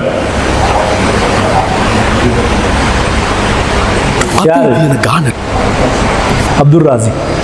நாங்கள் எங்களோட சமூகத்தில் கண்டு மிக முக்கியமாக இயங்கக்கூடிய நிறைய பேர் பார்த்து பயனடைந்த ஒரு நாடறிஞ்ச பேச்சாளர். நிறைய பேர் இவரை பற்றி நெகட்டிவ் வைப்ஸ், அப்படி மார்க்கத்தை இல்லாததை சொல்கிறாரு, உலகத்தை குழப்புறாரு அப்படின்றாலும், இந்த காலகட்டங்களில் இந்த பிரச்சனை நேரத்தில் ஒட்டுமொத்த ஆக்களும் ஓடி ஒளிஞ்ச டைமில் வெளியில் தைரியமாக நின்று சிங்களம், தமிழ், ஆங்கிலம் மும்மொழியிலையும் நாங்கள் தீவிரவாதிகள் அல்ல, இலங்கை முஸ்லீம்கள் ஒருபோதும் இதற்கு இந்த வேலையை செய்யக்கூடியவர்கள் அல்ல, 1-2 பேர் செஞ்சதுக்காக ஒட்டுமொத்த சமூகத்தையும் நீங்கள் குறிவைக்காதீர்கள் என்று சொன்னவர். நிறைய ஸ்பீச் அவரோடு இருந்து பயணித்ததில் பார்த்துக்கிறோம். ஆனால் பாராளுமன்றத்தில் ஒட்டுமொத்தமாக பார்லிமெண்ட்டில் இருக்கக்கூடிய மெம்பர் அவ்வளோ பேரும் இருந்து அனைத்து இனவாத ஊடகங்களும் லைவ்ல காட்டின இந்த ஸ்பீச் என்னதுன்னா, இவர் எங்கேயாவது ஒரு இடத்துல மாட்டுவார், மாட்டின இடத்துல நாங்கள் பிடிக்கலாம்னு சொல்லி இதுக்கு அவர் ரெடியாகி போன விதம் லேசான ஒரு விஷயம் இல்லை. மாச கணக்கில் ஃபைல் 20 லட்சம் ஃபைல், ஒவ்வொரு ஃபைலும் அட்டாட்டி இப்படி என்னத்தை கேட்டாலும் ஆதாரம் ஃபிங்கர் டிப்ஸில் வச்சுக்கொண்டு எழுத்து மூலம் கேட்டு கொடுப்பாங்க. ஒரு இடத்துல நீங்க கேட்பாங்க, உங்களுக்கு பிகாம் முடிச்சிக்கிறீங்க, ஸ்பெஷல் செஞ்சுக்கிறீங்க, வேலைக்கு போகலையாண்டா, அப்போ அந்த இடத்துல தூக்கினார் ஒரு அப்பாயின்மெண்ட் ஆர்டர் உண்டு. அதில் அந்த வந்த கவரை கூட பின் பண்ணி வச்சிருக்கீங்க அப்பாயின்மெண்ட் ஆர்டரில். நான் பிகாம் படிச்சிக்கிறேன், வேலை தாங்கண்டு எங்களோட மாண்புமிகு அமைச்சர் ரவுஃப் ஹக்கீம் அவங்கக்கிட்ட அப்ளிகேஷன் போட்டிருந்தேன். எனக்கு அவர் தந்தது இந்த கூட்டி பெருக்கிற ஆஃபீஸ் பாய் வேலை என்றதோட அணுகி இருந்த மற்ற அமைச்சர்மாரும் சிரிச்சாங்க. யாருக்கு பேர் என்ன தொழிலை கொடுத்தான்னு சொல்லி. அப்போ ஒரு அந்த அளவுக்கு டாக்குமெண்ட்டை ப்ரிப்பேர் பண்ணி இரவு பகலாக ரெடியாகி போய் செஞ்ச ஒரு விஷயம். இலங்கை முஸ்லீம்களில் மிக முக்கியமாக பாராட்டப்பட வேண்டியவர், மிக முக்கியமான பேச்சாளர் ஒருத்தர், நிறைய இடங்கள்ல இடத்துக்கு ஏற்ற மாதிரி பேசக்கூடியவர். බෞද්ධ ආගමේ බුදුවහන්සේ කියලා තියෙනවා. ඇයි මේ වගේ ආගමට අගෞරව කරන දේවල් කියන්නේ? සර් ඒක ඇත්තටම 2013 අවුරුද්දේ සිද්ධ වුණ දේශනයක්. ඒ කියන්නේ මම පොතක් නිර්මාංශ ප්‍රශ්නය කියන මේ පොත කිරිබත් කොට ඥානානන්ද ස්වාමීන් වහන්සේගේ පොත උපුටලා දැක්ුවා. සුප්පියා උපාසිකාවගේ කලව මාංශය ගිලන් වූ භික්ෂුවක් වැළඳූ කතාවක් මම ඉදිරිපත් කරනකොට ඒ ගිලන් වූ භික්ෂුව වෙනුවට බුදුරජාණන් වහන්සේගේ නම මට පැටලෙවීමකින් සිද්ධ වුණා. මේක මට ඒ කාලෙම මාසයක් ඇතුළත ප්‍රසිද්ධියේ මම සමාව අරගන්නවා කියලා. ඔබතුමා ISIS ප්‍රතික්ෂේප කරනවා. ඔව් සර්. මේ සුද්ධ වූ කුර්ආන් පරිවර්තනය සර් මම 2015 11 වෙනි මාස 8 වෙනිදා නිකුත් කරේ. මේකේ පැහැදිලිවම අවියායුධ සන්නද්ධ පුද්ගලයෝ ඉන්නවා නම් ඔවුන් ත්‍රස්තවාදීන් කියලා අපි කියලා තියෙනවා. මේකට වහබිසම් මෙහි තියෙනවා. මේ වගේ ඒ වගේ මුස්ලිම් පල්ලි කීයක් විතර තියෙනවා? තෞහීද් කියන්නේ එකම දෙවියන් ඇදහිීම. මේ සංකල්පය තෞහීද් කියන නමින් ශ්‍රී ලංකාවේ ප්‍රචලිත වෙනකොට අර මොහම්මද් ඉබ්නු අබ්දුල් වහාබ් කියන ඒ වියතානුනුත් මේ ප්‍රතිපත්තිය ප්‍රකාශ කරපු නිසා තෞහීද් කියන ඒ ප්‍රචාරය ගෙන යන අයට වහාම මේ ලේබල් කරණය ගැව්ව මුහුන් වහබ්වාදීන් කියලා. මෞලවීලා බොහොම ජ්‍යෙෂ්ඨ මුස්ලිම් කට්ටිය මේ වහබිසම් කියන වැරදි කියලා තියෙන මේක රටක අගුණයි අපේ සහජීවනයේ ප්‍රශ්නයක් කියන. නෑ ඒගොල්ලෝ වැරදි අර්ථකථනයක් ලබා දෙන්නේ. මුහුණු ආවරණය කියන්නේ නබිනායකතුමාණන්ගේ භාර්යාවන්ට පමණක් අදාළ නීතියක් කියලා අපි මේ පොතේම සඳහන් කරලා තියෙනවා. මේක වැරදි කියලා හුවා දක්වන්න අදහස් කරන්නේ උලමා සංවිධානය ඒ වගේම නැත්නම් දේශපාලන. ඔබතුමා දන්නවද මේ ආගමික වියතුන්ගේ සංවිධානයක් ලංකාවේ පවතින බව? ඒ ආගමික වියතුන්ගේ සංවිධානයට ඔබතුමාලා එකතු වෙලා ඉන්නවා? නෑ සර් අපි ආගමික වියතුන්ගේ සංවිධානයට අපි ඒකාබද්ධ වෙලා කටයුතු කරන්නේ නැහැ සර්. කටයුතු කරොත් අපිත් අලල් සාතිකයට වග කියන්න වෙලා ඇති. එimhe එකතු වුණොත් අපිත් මුහුණු ආවරණයට වග කියන්න වෙනවා. ඒක අපේ නිකායික ප්‍රශ්නයක්. අරාබි භාෂාව අධ්‍යයනය කිරීම සහ ප්‍රවර්ධනය කිරීම ඔබතුමාලගේ සංවිධානය පිළිගන්නවා. බුද්ධ භාෂිතයට පාලි භාෂාව අවශ්‍ය වගේ වටහා ගන්න අපේ මූලික මේ ලේඛන වටහා ගන්න අපිට අරාබි භාෂාව වැදගත් ආගම වටහා ගන්නට ඍජු ලෙස. නමුත් අරාබි භාෂාව ඉගෙන ගන්න එකයි හැම නගරයකම ගමකම තියෙන පුවරු අරාබි භාෂාවෙන් දාන එකයි දෙක. සත්‍යාතීය සංවිධානයේ පිළිගත් இப்படி இந்த நிகழ்ச்சி ஒரு அழகான முறையில் போகும். நீங்கள் யூடியூப்லையும் பார்க்கலாம். அடுத்தது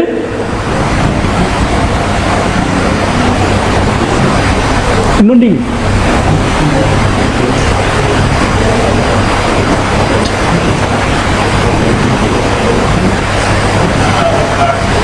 இது ஒரு கேள்வி பதில் நிகழ்ச்சியில் சகோதரர் பிஜே அவங்களை பற்றி சொன்னேன். ஏன் நான் இந்த சகோதரர் பிஜே அவர்கள் அறிஞர் அவர்கள் இந்த இடத்துல எடுத்துனேன்டா, தௌஹீத சொல்றதுக்கு 30-40 வருடங்களுக்கு மேலாக ஏகத்துவத்தில் புரட்சி செய்தவர், பேசுறது மக்களோட உள்ளத்துல போய் சேர்ந்து புரட்சியை உண்டு பண்ணுமென்று நான் ஆரம்பத்தில் உரையிட ஆரம்பத்தில் சொன்னேன். அது இவருடைய பேச்சால தமிழறிந்த மக்கள் அனைவரும் இவருடைய பேச்சும் ஒரு மிக முக்கிய காரணம் என்பதை யாராலும் மறுக்க இயலாது, யாரும் மறுக்கவும் மாட்டாங்க. தௌஹீத் கொள்கையை இருக்கக்கூடிய அனைவரும் இவருடைய பேச்சு தௌஹீத் வளர்ச்சிக்கு ஒரு மிக முக்கியமான காரணம் என்றதை யாரும் மறுக்க மாட்டாங்க. எவ்வளோ பெரிய விஷயம், நிறைய ஸ்பீச் பண்ணிக்கிறாரு, முஸ்லீம் அல்லாதவர்களுக்கு இஸ்லாத்தை பற்றி எத்தி வச்சுக்கிறாரு.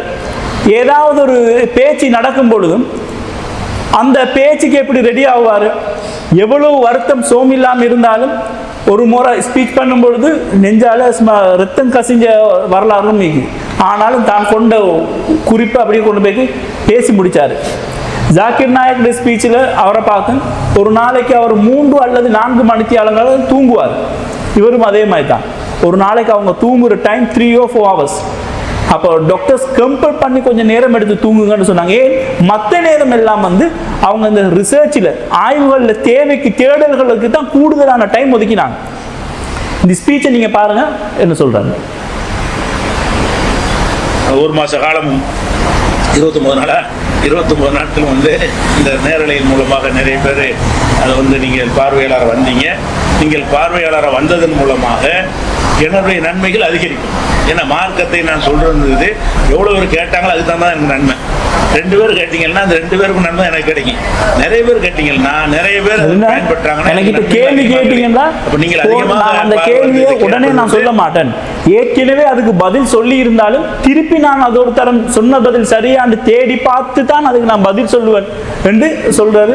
சோம் இல்லாமல் இருந்த நேரம் எனக்காக அதிகமாக துவா செய்யுங்கள் என்று சொல்லி அந்த ஸ்பீச்சை நடத்தி என்னுடைய நன்மை அதிகரிப்பதற்கு நீங்கள் எல்லாம் உதவி இருக்கீர்கள். 1. 2வது, இந்த கேள்வியின் மூலமாக ஒரு விஷயத்தை நீங்கள் தெரிந்து கொள்ள வேண்டும். நீங்க கேட்கிற கேள்விக்கெல்லாம் அந்த பதில் சொல்றோம்ல, இதெல்லாம் ஃபிங்கர் டிப்ல வச்சுக்கிட்டு சொல்றோம்னு கிடையாது. நீங்க சொன்ன பிறகு நாங்கள் படிக்கிறோம். நல்ல வழிங்க கேள்வி கேட்குறீங்கன்னா அந்த கேள்விக்கு ஏற்கனவே பதில் சொல்லி இருந்தாலும் அதை காப்பி பண்ணி சொல்ல மாட்டோம். புதுசாக கேட்டால் மறுவருக்கு தேடுவோம். நம்ம ஏற்கனவே சொன்ன சரிதானா, அந்த நேரத்தில் நம்ம சொல்லிட்டோம், அதில் கவனக்குறைவை இதை விட்டுருக்கோமான்னு சொல்லி நாங்கள் படிப்பதற்கு இது வாய்ப்பு. நாங்களாம் இது படிக்கிறதுக்கு ஒரு வாய்ப்பாக தான் எடுத்துக்கிட்டோமே தவிர என்னமோ எல்லாம் விவரத்தை தெரிஞ்சு கொண்டு அப்படி போகிறோன்னு கிடையாது. அதுக்காக ஒரு 4 கூட அதுக்கு நீங்கள் கேள்வி கேட்டிங்கன்னா 1 நாள் கூட அதுக்கு வேலை செஞ்சுட்டு இருக்கோம்.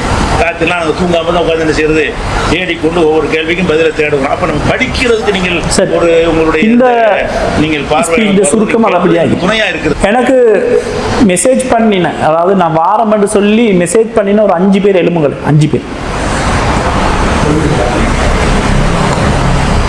எழுமுங்க. எனக்கு ஒரு 5 பேர் மெசேஜ் பண்ணீங்க. ரைட். ஏழு ஸ்பீச் இப்போ நான் நடத்தின நிகழ்ச்சிக்கு 100க்கு எத்தனை மார்க்ஸ் என்று இந்த ஃபோனில் எனக்கு வாட்ஸ்அப் கிளிப் அனுப்புங்க.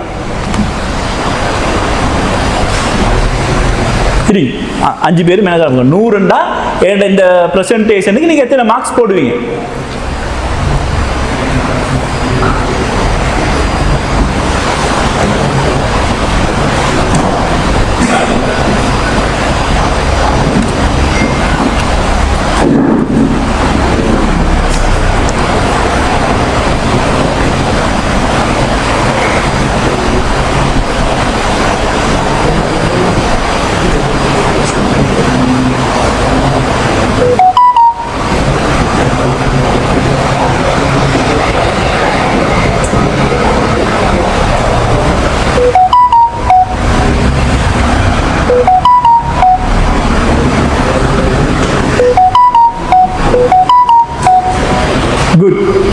இப்போ உளவியல் என்ன சொல்றது தெரியுமா?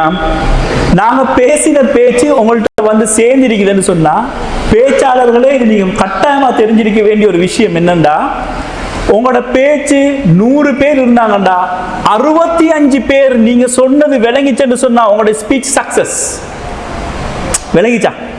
100க்கு 65% நீங்க விளங்கி கொண்டீங்கன்னு சொன்னா பேச்சாளருடைய ஸ்பீச் சக்சஸ். அப்ப நீங்க போட்ட மார்க்ஸ் எல்லாம் இதை நான் பார்த்துட்டு இருந்தேன். இப்ப நீங்க தந்த மார்க்ஸை வச்சு பார்க்க போகல எனக்கு விளக்கம். அப்ப எத்தனை பேர் இதுல வந்திருக்கீங்க?